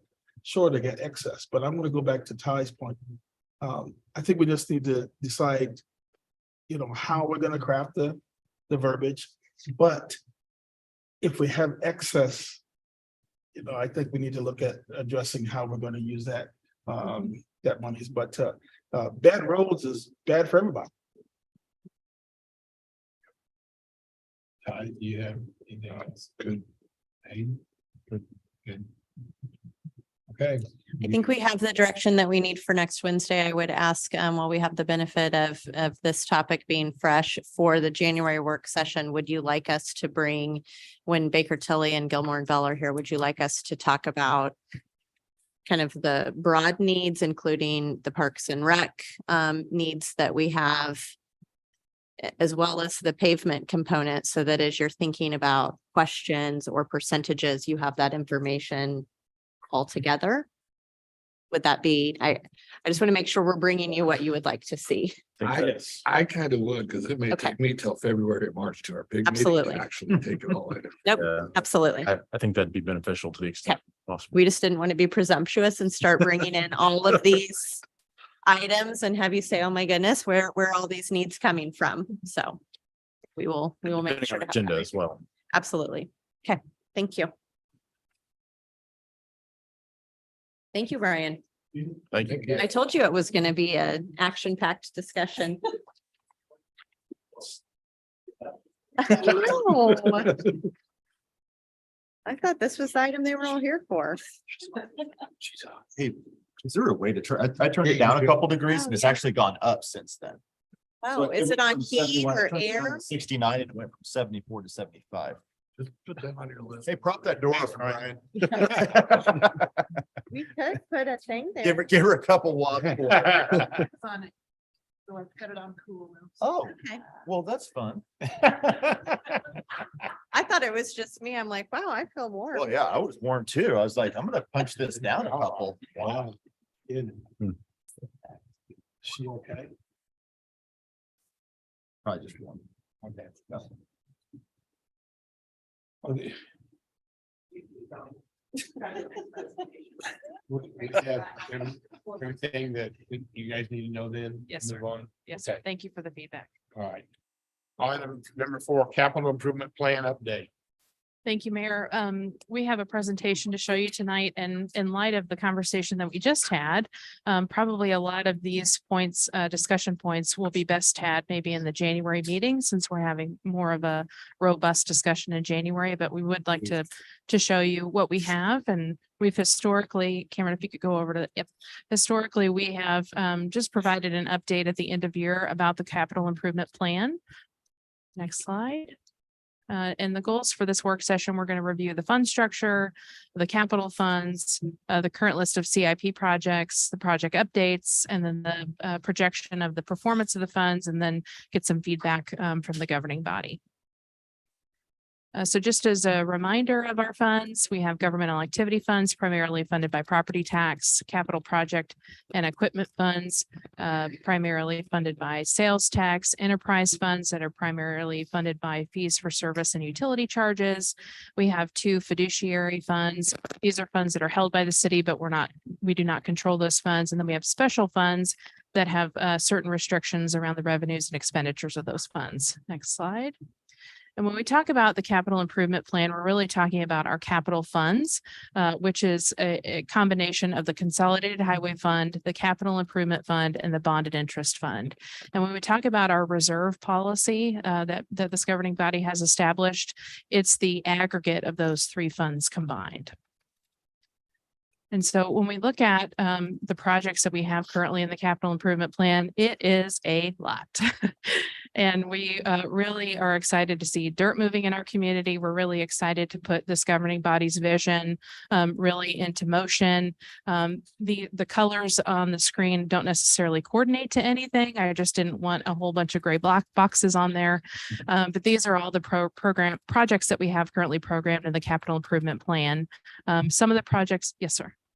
Oh, finish this page, then I have a quick question. Okay, some of the projects are unfunded, such as Sentinel Park, but it is a important project certainly for this governing body, and so we continue to keep it in the plan. If and when those funds become available, we're ready to implement that project. I'm sorry, guys. Just ballpark, and I'll never hold you to it. Be within $5 million. What do you think that totals? I'd say it's around 30 million. Okay. It's just a big number. That's Yes. what we're figuring out. And so we have some quick updates on some of our key projects. We've shown these presentations before, but just wanted to provide a quick update for 155th Street improvements slated for 2024, project budget of 12.25 million. And then we have an updated virtual rendering of the roundabout, which was shown at the open house last night, and it was very well received by the attendees of the evening. So that's great. Next slide. We've got some additional virtual renderings of 155th Street. Towards the right, you can see sort of an inspirational drawing of what it's going to look like in those rest areas along the high traffic corridor, and then an alternative view of the roundabout. Next slide. And then we have the 158th Street Improvements Project. This is completing the roadway improvements in the currently programmed Metro Green Trail project boundary. So just extending out those roadway improvements and also adding an additional 5-foot wide sidewalk. Next slide. Then we have our 158th and parallel bicycle pedestrian improvements. We have a lot of names for this project. Sometimes we call it the TAP Trails Phase 1. Sometimes we call it Metro Green. But this is a virtual rendering of what a trailhead might look like at the Metro Green, connecting 155th to 158th and just adding that additional 10-foot wide shared multi-use path. Next slide. Then we've got the park amenities for Phase 1 at the Civic Campus that Confluence just presented on tonight. We're hoping to have that completed in 2024. You'll see a recurring theme on these slides. We're really trying to keep a close eye on what's happening with material costs and what's happening with construction in the market. That's something that we review honestly on a weekly basis, and we're going to continue to do that. Next slide. Then we have TAP Trails Phase 2, which is the 1 mile of trail that we received the $1.2 million from the Mid-America Regional Council to support that trail connectivity that Confluence presented on tonight with an estimated completion of 2025. Next slide. Then we've got City Hall and parking with an estimated completion date of 2024. Next slide. And we've got Tomahawk Park Phase 1. This is one of the aerial photos that was taken. There's certainly a lot more progress since this photo has been taken, which is great to see dirt churning in our community. Estimated completion by the end of this year. We're on track, on budget, and we don't anticipate any additional issues. Then phase 2 is a parking lot connected to 155th Street, addition of restroom facilities and a park shelter, and then completing that trail loop. And that's estimated to be completed in 2024. We anticipate to construct that along with 155th Street and Metro Green, so we can capitalize on some efficiencies as it relates to the construction. Next, Sentinel Park. This is a project that we worked on with the students, planning this park at the 4-acre lot that was donated to us. We certainly heard feedback from the governing body and about growing our park network in a very natural way, instead of just trying to do it all at once, just doing more of a progressive approach. So as we add Tomahawk Park, we certainly want to make sure that that park stays clean and stays well maintained and well supported. And this is in support of that effort. Next. And then we have the Complete Streets Inventory project that we discussed tonight in 2023, most immediately, and then also ongoing at that $750,000 mark. Next. So these are some of the projects that I pulled out and just showing these are the projects that we've received total external dollars for. So any grants or external funding that we've received, I put it on this slide just to really celebrate how much external funding we're getting in support of these projects. So the project total, and this doesn't encompass all the other projects that are on the screen. These are just projects for which we received grants or external funding. You're looking at total project estimate of just over $28 million. And you're looking at over $16 million of external or grant dollars. So to be at that more than 50% mark is something that we're really excited. And so on the next screen, this is a graphic that we're going to be showing on social media starting tomorrow with the students' help. We're hoping to get the word out that, you know, of that $28 million, 16 million of it is grants or external funding. So for every $1 we spend on those projects, 59 cents comes from grants, 41 cents comes from city funding. And we are just incredibly appreciative to this governing body for your support on all of our applications, getting the word out to the community, all the community making comments on the portal through the Mid-America Regional Council in support of our project. So this is really a community effort. We're really excited. Next slide. So next is a projection of the fund performance for the capital improvement plan. And again, that's a combination of the consolidated highway fund, the capital improvement fund, and the bond and interest fund. In order for us to do these projections, we do have to make some assumptions when we project out for 10 years. In light of the discussion that we just had, we put in the model assumptions to use the fund balance for year 1 of the streets improvements, collection of a dedicated alternative revenue source for years 2 through 5. We are starting to cost allocate some of our larger roadway projects to consolidated highway, which is something that we haven't done before, but we feel very strongly that those dollars go to roadway improvement projects. We spoke a lot about roadway improvements. We also want to increase the curb and gutter allocation to make sure that we are improving those pieces of our infrastructure as well. We assumed modest revenue growth in order to be conservative. And then we've built in the model a bond issuance in 23 and 25 of $4 million each in support of these projects. Go to the next slide. So this is if you model all of those assumptions with the current projects that we have, this is what the performance of a 10-year look at these funds looks like. So you can see we kind of peak in the 2022, 2023 area, and then you see a little bit of a dip. That's when we're doing all those projects. We're building roads, we're building parks, we're building a city hall, we're building a splash pad. And that red line that you see that's highlighted, you have a reserve policy with these capital funds of 1.5 million. So you can see with the assumptions that we have put in the model and all of the projects that we had on the screen, we still stay above that line. which is honestly pretty incredible. And we would not be able to do that without this governing body's prudent budgeting over the last several years. This is what you've been planning for, and it's incredibly exciting to be a part of. So you see that dip when we are implementing and constructing things, and then you see the trajectory back up, and that's when we're building capacity for additional projects. And I certainly appreciated all the feedback that we heard tonight, and maybe this is an additional part of the conversation that we have in January. Certainly recognizing that an alternate revenue source is not just in service of the roadway projects, but maybe other priorities that we have in the community. So we'd be happy to bring additional information related to this, to that discussion. Next slide.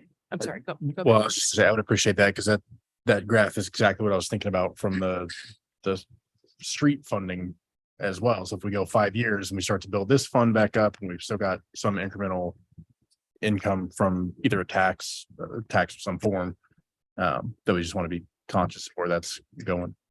Yeah, absolutely. And so for tonight, we really just want to receive feedback on what you think about the projects that we have in the plan. And we've certainly talked about those several times over the last year through the budget process, but really this is a celebratory presentation of just all the wonderful things that we have happening in the community. And again, we would not be able to do that without this governing body's vision. So we are truly appreciative. We did have on here that, you know, depending on the feedback that we received tonight, we might take formal action next week. Sounds like maybe that might be more appropriate for January's meeting in light of the feedback that we received. But we'd be happy to hear your thoughts on that. So I'd be happy to stand for any questions. Renee, I'll start with you. Well, you've heard me say over the years, the city has not, since 2020, since 2000, the city has not constructed anything. It's 22 years. Now I'm seeing things move. I'm actually seeing dirt move. So I'm excited about it. I think we just need to keep the steam going and keep working on projects. I just think that, again, you know, and I've been pretty critical about that. You know, we take money in, we spend money on all kinds of things, but yet there's things that we've needed, we hadn't got, and we're moving in that direction. I'm still looking for 640 acres. We're happy there. But I do believe this to be true. Comfortable cities have a lot of the things that we identified up there. They have parks, they have excellent roads, they have facilities for people to go and visit and participate in. I just want to keep as much of our dollars here in our city by having people look at Basel and say, you know what, let's go out there and visit that area. Let's consider moving to Basel. Without us having those amenities, we were losing out on a lot of that. I just saw recently, and I spoke to a director at Hills Pet Food, and I said, you know what, we have a great community down here in Basel. And he said, what do you have to offer? So I laid out what I thought we had to offer. Now I can lay it out even more strongly. Thank you. Sherry? Well, it was pretty exciting to see everything laid out. And I know it kind of matches a lot of what that initial survey was that we sent out to the citizens on what their expectations and wants were. So I think, you know, we've tried to move toward the people's vision. And it'll be exciting, you know, like you said, see groundbreaking and even more ground moving, and then get ready for what the next phase of what the citizens want to see happen in Basel. So, yeah, I'm excited. Glad to finally get here to this point. At an $11 million price tag compared to 28 million that it could have been. So how about thank you to the staff for everybody that worked so hard on getting that money, as well as Vernon, who drove that as well. But I mean, that's really what I take home from that is, while we haven't seen any progress in years, we're seeing it now, but we're not seeing it now as at a price tag at 100% or even 50%, but at 40%. So that's really what needs to be driven home, right? With that message out to our constituents. Absolutely. Hi. I don't have the right to remain silent. I just don't always have the ability. I'm gonna ask a question. I don't even want a response tonight, and a week's too short, but maybe in January. So we have 30 million, $29 million worth of project, 16 million of it. Does your chart based off that 30 million? Because we have another $18 million worth of projects that we've outlined in there. And we kind of went through, so there's still there's still an $18 million bogey for us to discuss, which is part of the discussion with how we funded the roads and some of that stuff. So that's all I wrote. You already answered. I told you to wait till January. I knew you would answer too quick. I agree with all their comments, so I'm not being pessimistic or a Grinch. It's too close to Christmas. But I think that really ties into my question earlier of we keep adding on 8 million here, 1 million here. Let's just stay prudent as we go through that. No, I agree. It's fantastic. I think the only question I have a little bit, so could anticipate, is that chart of the 59% coming from grants is awesome. Curious where those funds are, state, federal, local, regional stuff, just something that may come up when it's posted. Yeah, we have that data very easily accessible, so we'd be happy to circulate that. That's great. Perfect. And can I add, Maddie, I gave you a website to look at, and the website is called Local Infrastructure Hub. And it is an initiative that the federal government has, and they're looking at issuing $650 billion for projects such as trails, parks, roads. It is not dependent on the state. It is not dependent on the county. It's dependent on us applying for that grant money. So just something else to look at. So, to the council president's point, 11 million. We might be able to even pare that down even more if we look at that specific program. I didn't send it out to everybody because of coma issues. So please consider sending that out. Yes, absolutely. I can include that in the next biweekly update. Thank you. I just want to reiterate the fact what Vernon said. Vernon and Ty and myself have been on this council for at least 11 years or a little bit more. And we haven't seen anything move since we all got together. We've hired a professional staff, which I know everybody, I'm speaking for everybody, here, feel like we have a very professional staff now. Starts with Leslie's direction. And this city has gone so much farther in the last 3.5 years that we've been in the 11 years that we've been on it. And it is so nice. I completely agree with Vernon to see and some things going on in this city. And I think that's what we've all been striving for. So I personally want to thank every one of you guys for all the hard work and everything moving the city forward, because it's awesome. And it's not just us saying it. We hear it out in the public. We hear it a lot more than you guys hear it, and we don't say it enough. That, the good things, you always hear what we hear in the bad things, but we don't tell you the good things we hear, and we do hear it. So thank you guys very much. Thank you. Leo. Okay. You done, Maddie? Okay, moving on, item number 5, 2302 lift station project update. I'm going up here, but my eye doctor appointment is Friday. Good evening, Mayor, City Council, the American Missile Service Director. Before we get started, we have Colleen Connor and Mike Hart. They're the design engineers from DBA that I've been working with.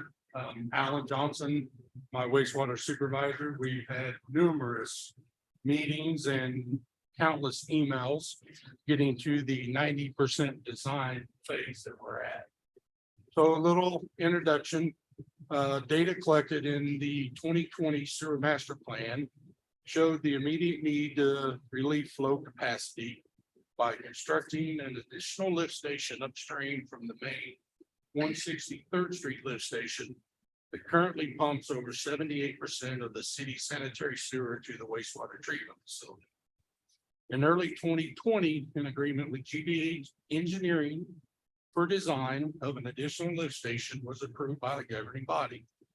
Staff and GBA Engineering started working together on what is the 2302 lift station.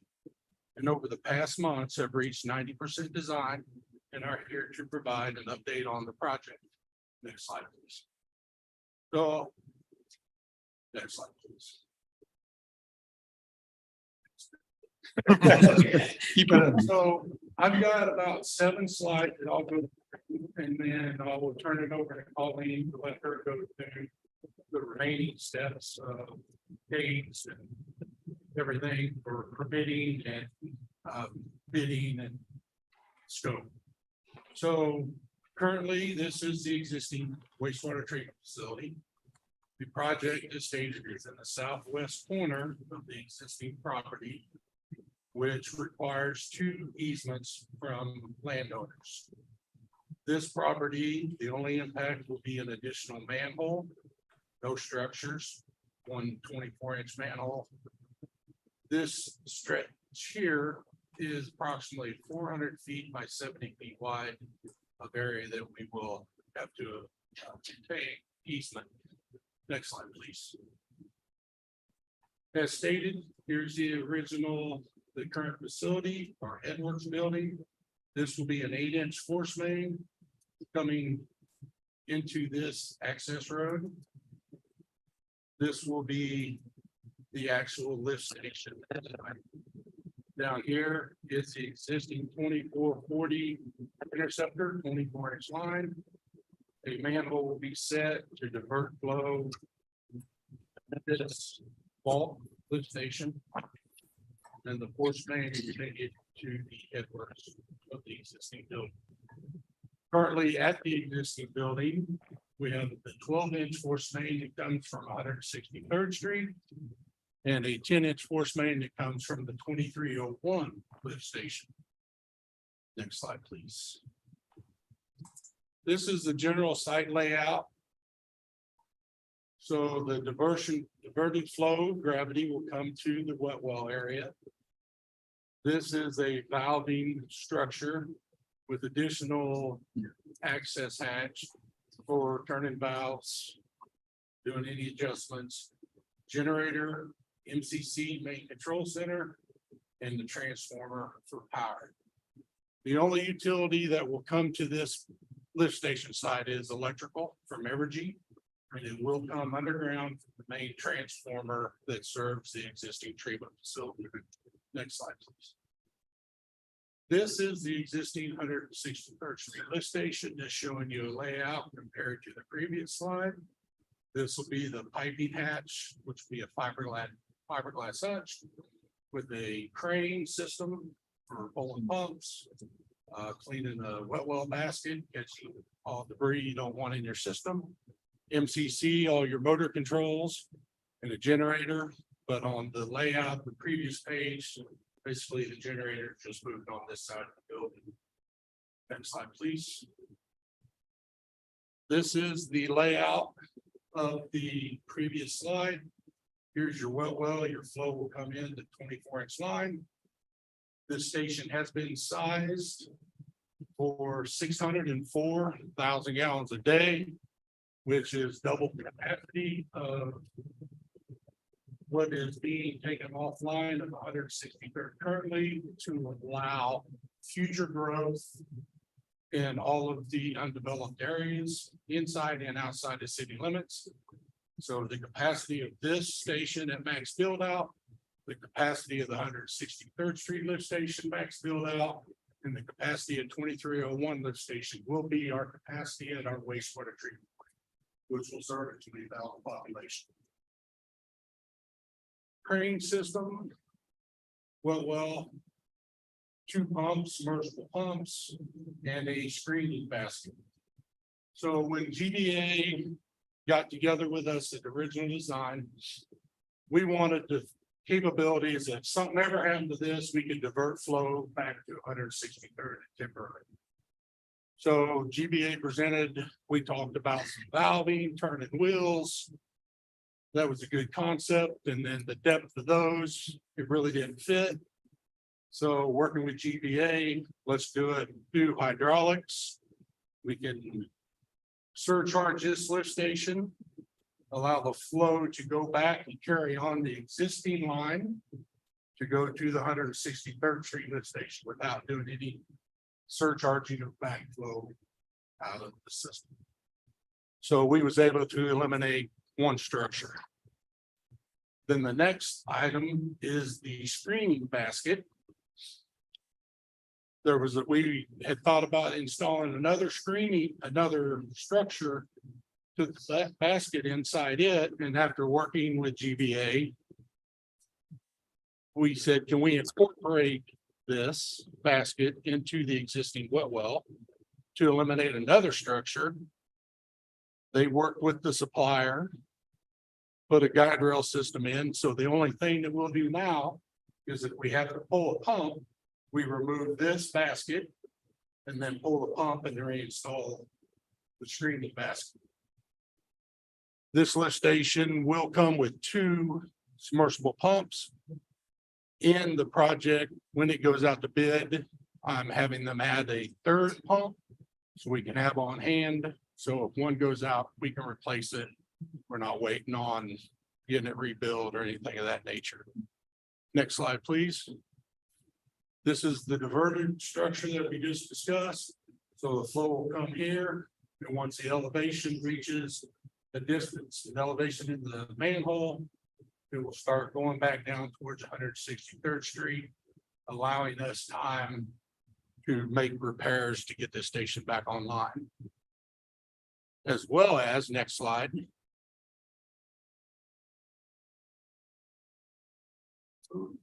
Next, no, back one up, please. One back. And I'm doing it forward. One more. Nope, back up. We've got another. Mike, I didn't see it on there. We've got a. Back up. Oh, right here. We have this line put in that if we need to, we can rent a 6 or 8 inch pump. Pull it in, hook up a suction line to it, and then discharge and pump it up to the Headworks building. So that will be just another fail safe if we're not able to divert it to 163rd Street. We can do that with the distance from this station to our Headworks building. It will be an option for us. So we just wanted to build in another fail safe. Not only the diverter to the existing lift station, but this as well.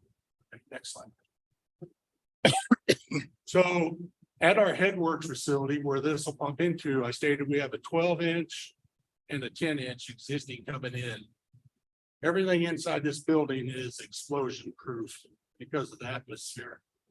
So all our controllers, electrical, everything's out here. So GBA did a fantastic job. And are finagling it to come up and then come into the building. And the only upgrade that we work together to change everything will be stainless steel.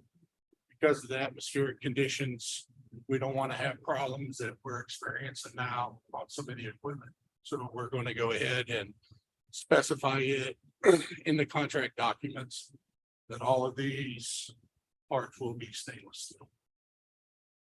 Next slide, please. So by removing these structures, the original numbers that we presented was on the high side of 1.6 million.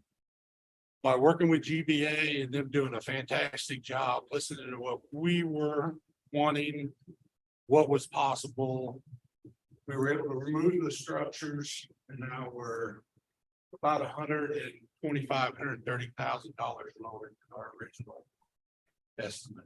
So we're within budget. Next slide, please. All right, Colleen, you're up. Okay, good evening. Thanks everybody for letting us come tonight and the opportunity to work with Gene and the city staff. So just want to take a little bit of time to give a timeline update. So as Gene stated, we recently submitted the 90% contract drawings.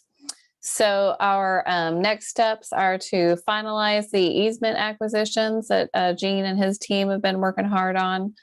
At that same time, once those easements are acquired, we'll be able to submit the final plans to KDHE, the Kansas Department of Health and Environment, for their review and approval. We anticipate that approval to take at least 90 days. And so we have shown on the schedule January through May for their review. And then we can begin bidding in May of 2023, and then construction beginning in July of 2023. And we anticipate about a year for construction time for the pump station, force main, gravity sewer. And I guess there's a little note there on the bottom, like everybody else, KDHE is short-staffed and doing what they can with who they have on staff. And so we hope for the 90-day review, but it's dependent on their staff and workload.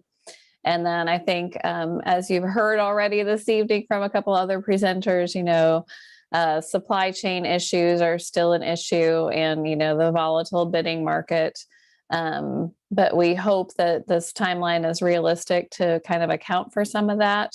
But you just never know as far as what may be the next thing that's going to be hard to get. So schedule to change based on product availability. Thank you so much for this opportunity. Thank you. Thank you. Any questions? Anybody got any questions for Gene? Transformers is one of the long lead issues, so Evergy's in the loop. Yes, Perfect. they have been working directly with Evergy. Disclaimer, thank you, Maddie. Gene, good job, buddy. Yeah. Thanks. Are transformers harder to come by right now or something? That's one of the main supply chain impacts that we're seeing. Moving on to item number 6, discussion establishing assistance programs to benefit qualified residents of Basel. So Mayor, I'm going to just start this really quickly and just say, I have had some individual conversations with council members about feedback that they've heard throughout the community related to what could we do to provide assistance to residents, perhaps in need.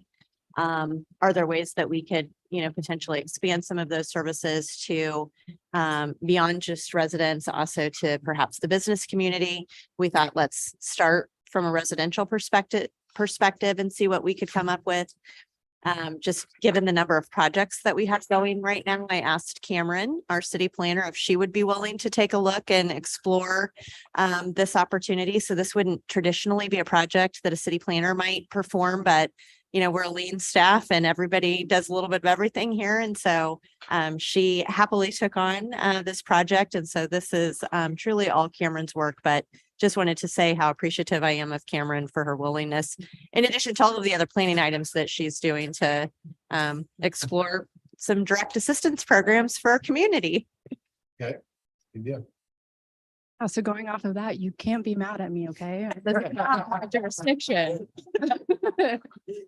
Okay, so tonight I will be just showing you a short presentation about assistance programs. So first and foremost, there is a current need for assistance programs in the city of Basel. Currently, we do not have any business or residential assistance programs, and residents have expressed a need and desire to have assistance from the city. Not to mention the rising cost of living. This is creating a direct burden on our residents. And last but not least, by investing in these assistance programs, this contributes to the city's pull factor, and residents who are looking to potentially move to Basel, this is something that is incentivizing them.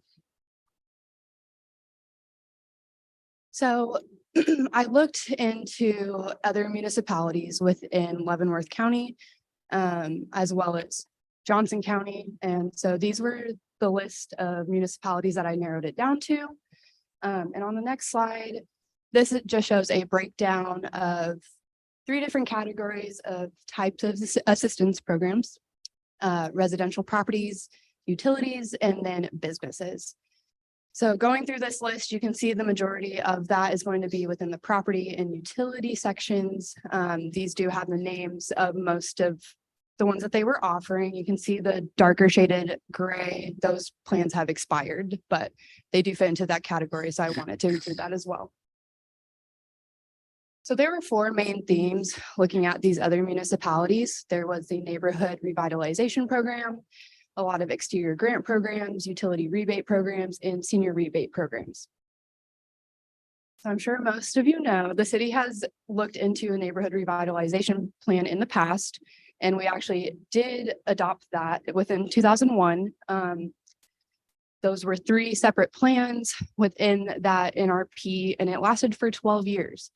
However, city did terminate their participation in July 2013, as well as the other organizations that this interlocal agreement was based upon. So we would not recommend an NRP for current times. My recommendation, however, would to be focusing on the exterior grant programs, utility rebate programs, and maybe a senior discount program. So I broke that down a little bit more into goals and details as to what these 3 types of programs would be. Starting off with the exterior grant program, this would maintain a high quality community, and our image would be positive for anyone who's looking at the community. We would like to encourage homeowners to invest in improvements to their residents. And the best way to do that would to offer potential funding. So this would enhance the appearance of the individual home, as well as contribute to the overall neighborhood beautification. Going into details, majority of the homes within Basur were built between 2000 and 2009. That is 32.2%. The next largest category was 1960 to 1979. These details are specifically coming from the 2040 comprehensive plan. So these details, there's demographics that I can include at a later date if needed. But an example criteria off of that, how about a home must be built in 2005 or before, just to narrow that down a little bit. Going off of that, there's 15% of residents of homeowners in Basur that are currently considered cost burden. Going off of that, an example criteria could be the home must be appraised at a value of $200,000 or less. And then overall for this exterior grant program, we are recommending a set dollar amount, and these funds would be available on a first come first basis until depleted.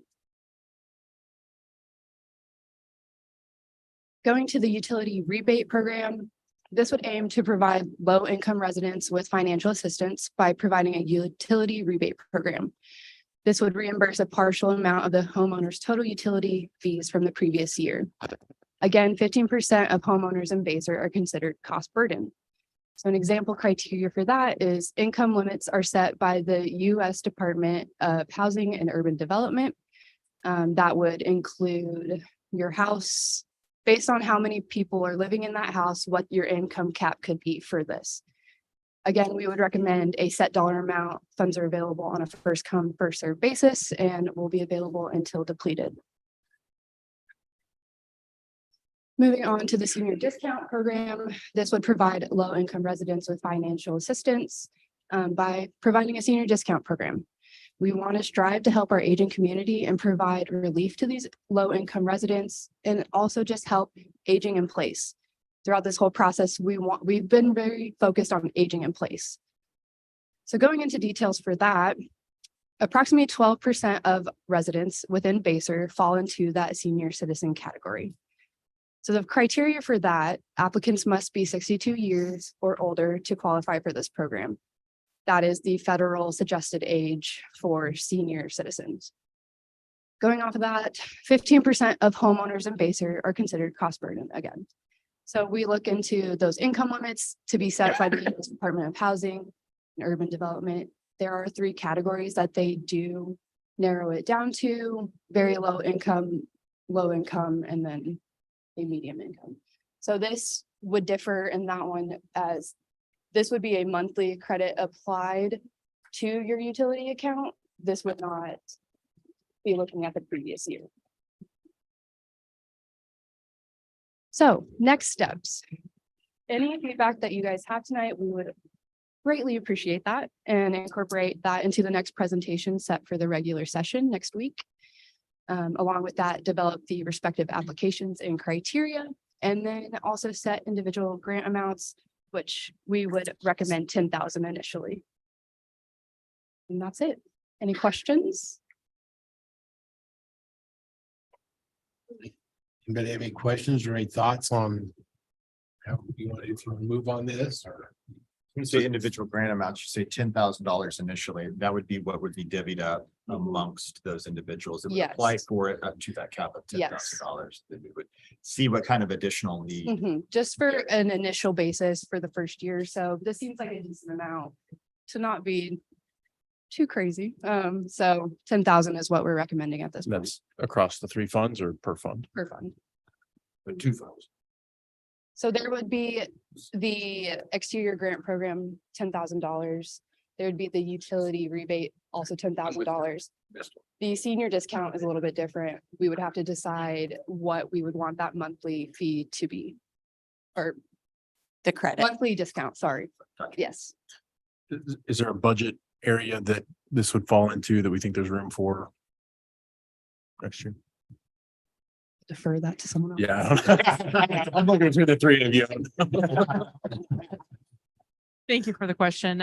We thought the ARPA funding that we just recently transferred to the general fund, we would have the availability to do that certainly on a trial run basis and then develop that into future budget years if that's a successful program and the governing body wishes to do so. Are all the cities that you identified using all four of them? So I will go back to that chart and this just lists out what they are offering. Back one more. That lists all the cities, yeah, that one. Okay. They use all four of them? No, City use, okay.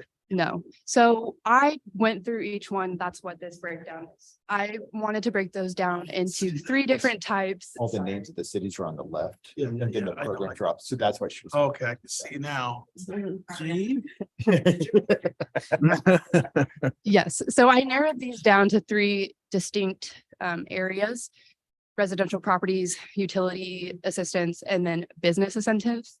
And so we focused on residential specifically. There's not a lot of business assistance programs currently out there that are not coming from the federal level. And I specifically am focusing on what the municipality is offering through their own funds. This is not through federal and this is not through state monies as well.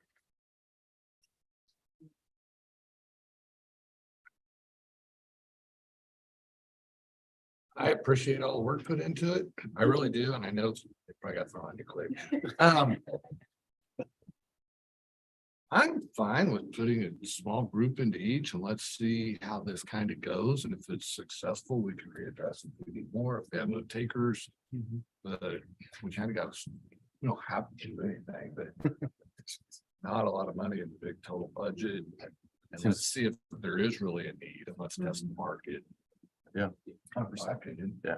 Like I said, I mean, with the ARPA funds, I think it's a great use for it and get a feel for what the need really is. And, there could be some overlap among these. So I think, if we start to see heavy utilization that we, maybe make sure there's allocation between the three, somebody's not hitting all the buckets, we're spreading that assistance if it's needed more broadly.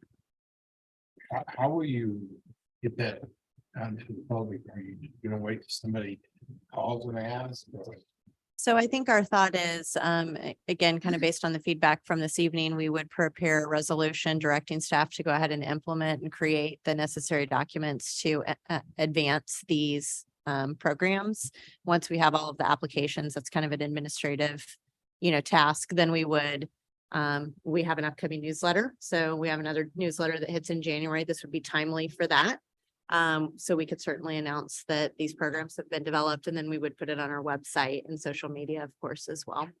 Okay. And then, of course, if somebody actually called or contacted us and expressed a concern about ability to pay, we would try to work with them to see if they met one of these criteria. Their workload standpoint from trying to stand up all three at the exact same time. I mean, is it kind of a crawl, walk, run? There's a utility rebate senior program. I can see them kind of going hand in hand, but I don't care. It's your guys' workload. But you can Yeah. have all three at the same time. That's a good point. I think having administered an exterior grant program many moons ago as code enforcement officer, it really doesn't take a tremendous effort to administer that. It's really, particularly if you're out in the community and you're talking with people and you're talking to them about maintenance of their home. It's actually a really nice pairing to be able to say, we know that we're telling you, you need to fix this up. Here's something that might be able to help if you qualify. So I don't think it'd be a tremendous administrative burden for us. But I do think it's a nice way to communicate to our residents that we do hear your feedback, and if you qualify for help, we want to provide that support. Can we put this on consent agenda? I mean, we can prepare the resolution and have it on consent agenda if you're comfortable with that. Vernon? We can always pull it if there's questions. Yeah, absolutely. Whoever gets quicker than 2 hours. Take away your chance to ask questions. Great job. Moving Yes, thank on you, to item Cameron. number 7. A revised 2023 salary schedule to establish positions of customer service representative and communication specialist. Yes, thank you, Mayor. As with previous practice, anytime that the city wants to establish a position, our process to do that is for you to amend your pay plan and to include that as part of the pay plan. Once it's in the pay plan, the city administrator has the authority to hire so long as the positions are located in the budget. These 2 positions that we're requesting this evening are included in the 2023 budget package. And so as you know, we have been working with our HR consultant over the last, oh my goodness, 5-6 months to really talk about how best to deliver services and what positions would best support those efforts. And just like tonight, we have so many projects, we have so much communication that is necessary. Maddie does a tremendous job. We need Maddie to also help with the finances and do a variety of other things. And certainly our customer service needs and the ability to be proactive and positive in our interactions is critically important. And so we think the addition of that position is an appropriate position as well. So I'm happy to answer any questions that you have, but that is our request tonight. And again, those positions are already included in the budget. I'd be happy to put this on consent agenda if Ty doesn't have any questions. Oh, man, Ty. Tough crowd tonight, Ty. Tough crowd. I had that noted. Consent agenda, not the question. Sorry. I'm as guilty as you are, so. Ouch. I told you before, I only talk at work sessions. I know. And I'm just giving you trouble. You asked the best question. Anybody else have any questions? Hi, moving on to item number 8. Consideration of changing February and March 2023 work session dates. So the city council has had a practice of having your city council work session the week after planning commission meeting in order to be able to consider any items that may arise from the planning commission without having to have them immediately advance to your regular meeting for a vote. In order to do that, you do have 2 meeting months in 2023 where those dates are in conflict. And so trying to be proactive and forward thinking about the calendar. February and March are your meetings where you conflict. We did want to make sure to note that if you wanted to adjust your meeting dates, February seems pretty straightforward to be able to move that to Wednesday, February the 15th. March gets a little bit trickier because that is the Basehor Linwood School District spring break week. And so for those that would be out of town potentially or traveling for spring break, we wanted to make sure we called that to your attention. March actually has 5 Wednesdays, I think. In 2023.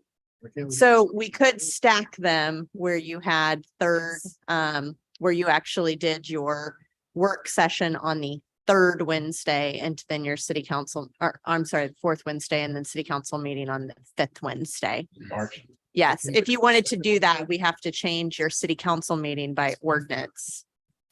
Second one says after or before. Yeah, so your planning commission meeting would be Tuesday, March 14th, because it's second Tuesday of the month. If you wanted to be behind that, we either need to be on Wednesday, March 15th. Or if we have a couple of you that will be out of town for that week, then our suggestion would be Vanna, if you can move your finger down to the 22nd. We would move work session to the 22nd. I love that. And then city council meeting to the 29th. The only difference from a mechanical standpoint is that your city council meetings are established in your code by ordinance. So we would need to pass an ordinance to adjust your city council meeting that month. How about planning commission meetings? Planning commissions are also set by ordinance, which is why we've never moved them. And they have and they actually have special rules that they've adopted about holding special meetings because of their bylaws. So honestly, it's easier to move you than them We're just saying, mechanically. if we could each do one, but. Yes. I'm out Wednesday, March 15th. I don't know where, but it's spring break. I'm going.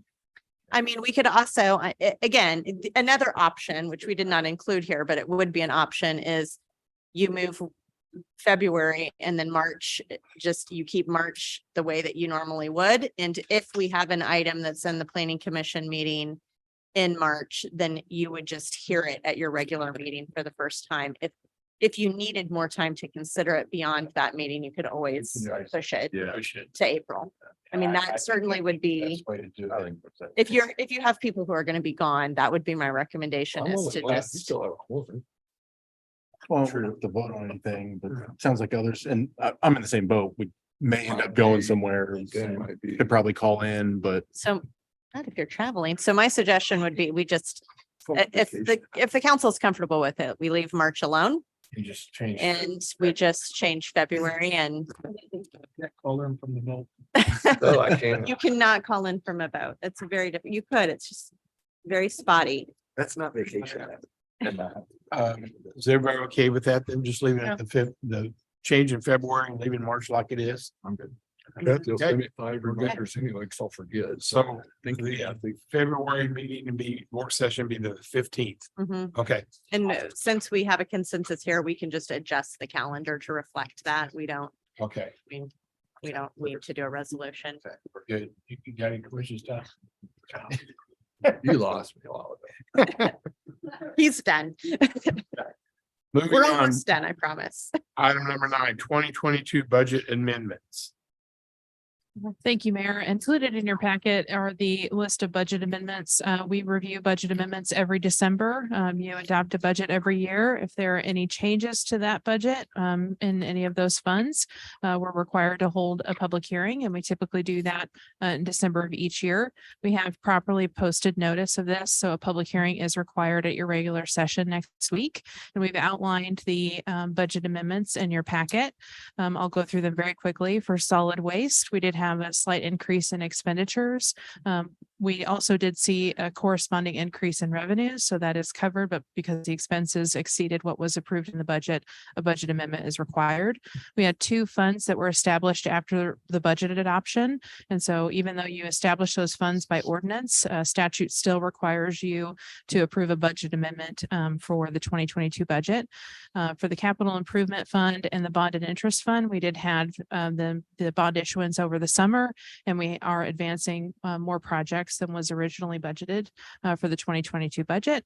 And then for the special drug and alcohol fund, we did receive permission from the state of Kansas to be able to use those funds. Again, they're very restricted on what we can do with those. We were able to use those funds to help fund the position of the SRO for the school district. So that is an incredibly positive budget amendment. So I'd be happy to stand for any questions. Anybody have any questions? So the capital improvement were planned projects. We just moved up. Having ones. Yes, sir, that's correct. Thank you. Okay. And Wow. Good, man. Bernie? No. Okay, good.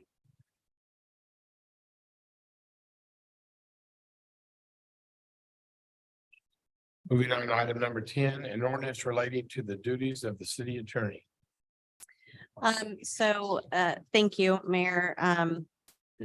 The purpose of this discussion is really just to kind of clarify, the city council, as you know, did pass charter ordinance amendments related to chartering out of statutory appointments for specific positions.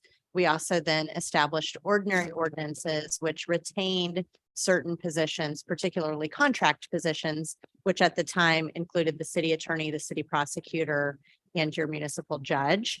Now that we have amended our pay plan to include a full-time city attorney, the question is, do we want that position to remain appointed, or do you want that position to be treated like the other department head positions and all other staff positions at the city, which is that position is hired by the city administrator, for all intents and purposes, works under the guidance of the city administrator. The city attorney obviously advises the entire governing body and has an ethical obligation to do so. So they do not represent the city administrator or any staff member individually. But just from a day-to-day practice perspective, we need to make sure that our ordinances reflect the direction of the governing body. And so tonight, we really wanted to get feedback on your desire and how you want that position to be treated from an administrative perspective. And then based on the feedback that we receive, we may need to make an amendment to the ordinary ordinance that we passed previously. Again, based upon the fact that we now have hired a full-time staff position city attorney. If it's the desire to retain that position as an appointment, then no revisions to the ordinance would be necessary. So. And I'm sure Michelle could clarify anything that I missed. I just want to say before we open it up to discussion, in my opinion, guys, everybody, it should be under the city administrator. She works with that person since it's a full-time position every day, where being the mayor does not work with that position every day. And so in my view, it should be through the city, through the city administrator, not the mayor appointed.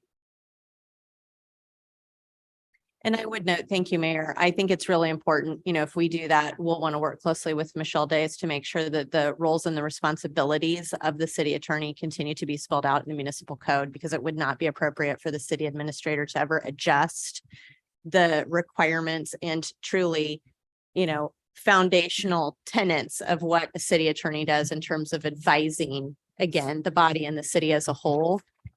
But certainly from a full-time position perspective, there is some just predictability that goes along with not being subject to an annual appointment. As you know, annual appointments could be subject to a changing political climate or different temperature among any governing body. And when people assume a full-time position, oftentimes they do so with the understanding that that security exists. And so it is something for the governing body to think about. Comments? How much autonomy will the city attorney have? So, from an autonomy perspective, I want to think how to correctly, In but other words, I'll tell you what my concern is. Okay. If you should get into a beef with the attorney for some reason, Mhm. you can terminate that contract. You can terminate that employee, Mhm. okay? But if the city attorney is giving advice that you just don't agree with, Mhm. you can also terminate. You know what I'm saying? I don't know if I really want that much power to be there. I believe in you and I trust you. I trust that you're going to listen to what the city attorney says, but there's gonna be times when you and the city attorney are not gonna see eye to eye. Mhm. I retired from the Department of Justice, so if an attorney told me to do something, even though I didn't agree with it or don't agree with it, I'm gonna follow those instructions because I'm covered by what the attorney's saying.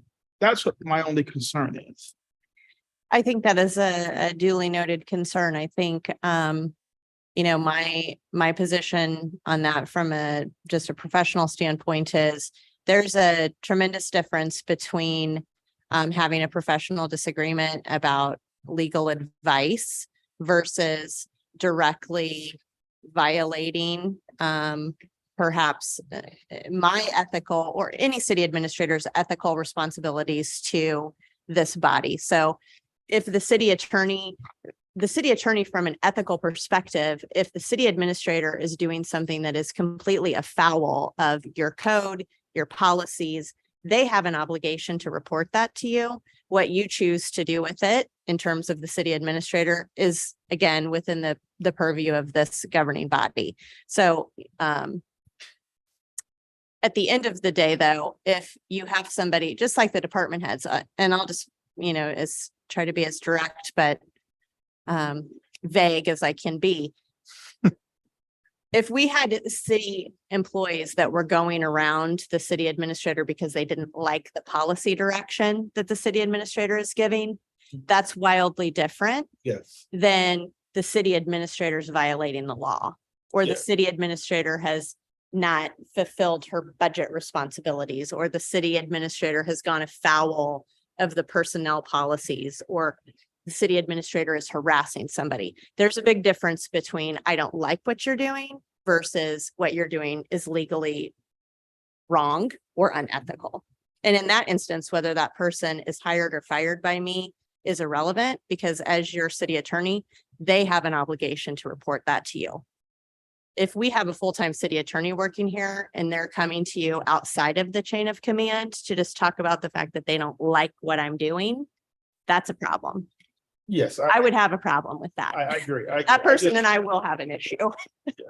I just looked at, the work relationship, and again, you talk about professional people, I have a professional standard I have to abide by. Absolutely. And sometimes that means speaking up against something that somebody might suggest to go in this direction when Absolutely. really we need to go in that direction. I didn't want that to be a situation to where, okay, you're not listening to me, I'm gonna terminate you and we'll get somebody else. But on the other hand, too, the city administrator works for you. I get that. And if she would do something that behind your back, I don't think you or any of us up here would agree with that either. And then we would handle that too. But I'm just saying, keep that in the back of your mind that she does work for you. Yeah, I have no problems at all with our excellent city administrator. No, I just needed to Right. No, to just totally. share what my thoughts were and ensure. that Yeah, if point we well had any level- made, and I understand, and I think she does too. I just want to remind everybody that Leslie is our employee. Your employee, this council's employee. And if she'd really mess it up, then there would be a major problem. So too, so. Yeah, so that goes back to the autonomy. The Right. City administrator has to do what the city administrator has to do. But the legal counsel also has to do what the legal counsel. Yeah, they has have to hold to Yes. their standards and their legalities too. So, yeah. Yeah, I think in general, it makes sense and is in line with the other positions that have moved as we transition this to a full-time role. So I think if there's any language you can include to address that concern and overall, again, just the responsibilities of the city attorney to the entire city, I think helps avoid that potential conflict. Yeah. Just in the past, Mhm. going to the city administrator, going to the city attorney meant going through the city administrator. Does that still hold true? I mean, for city council people? No, so I think it depends on, and I think the short answer is it depends. It depends on what the request is of the city attorney. If the request from a city council member is to receive legal advice related to a matter of the city, then that would absolutely be appropriate. Just like we do now, unless the item is related to me specifically. Typically, the city attorney copies me on those correspondence, because if it is a matter that would be involving the governing body, unless it is related to my performance or a concern with me directly, the city administrator would need to be aware of whatever that item is as well. Because ultimately, we should be collaborating on what is the legal answer. I'm going to be looking at it from what's the policy perspective and what's the implementation component or the impact to the organization. Thanks for answering my question. Of course. Anybody else got anything else? I'm like five last. So Mayor, we'll work on what that might look like. I don't know that we'll have that ready for December, but certainly in January, just to Sure. make sure we get all of the language accurate. Sounds great. Moving on, item number 11, Casey's Cereal Malt Beverage CMB license.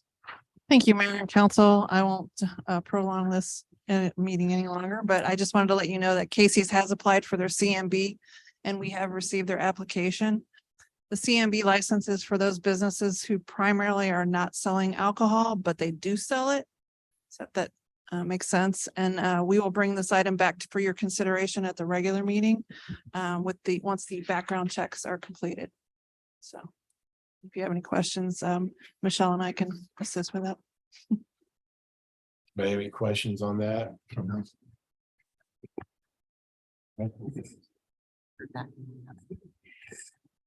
There's a strong likelihood this will not be at the meeting next week. There's some different interpretation of what information was required from the applicant compared to what is required by statute. So we're still trying to get in touch with the appropriate people to get that information. Basically, it's just there's a provision in the state statute and also in the application that says we need information about their officers, their stockholders, if they own a certain percentage of stock, and managers.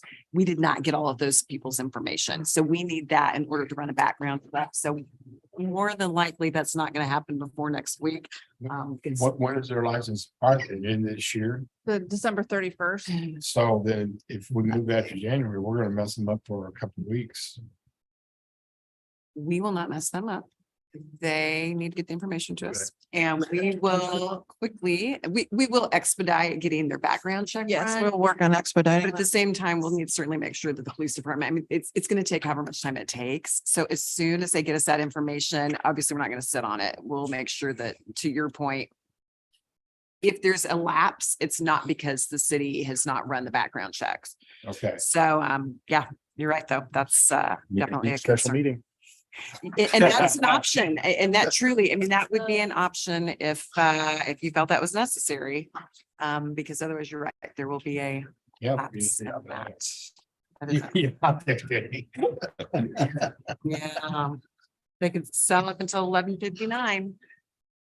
So any executive session tonight?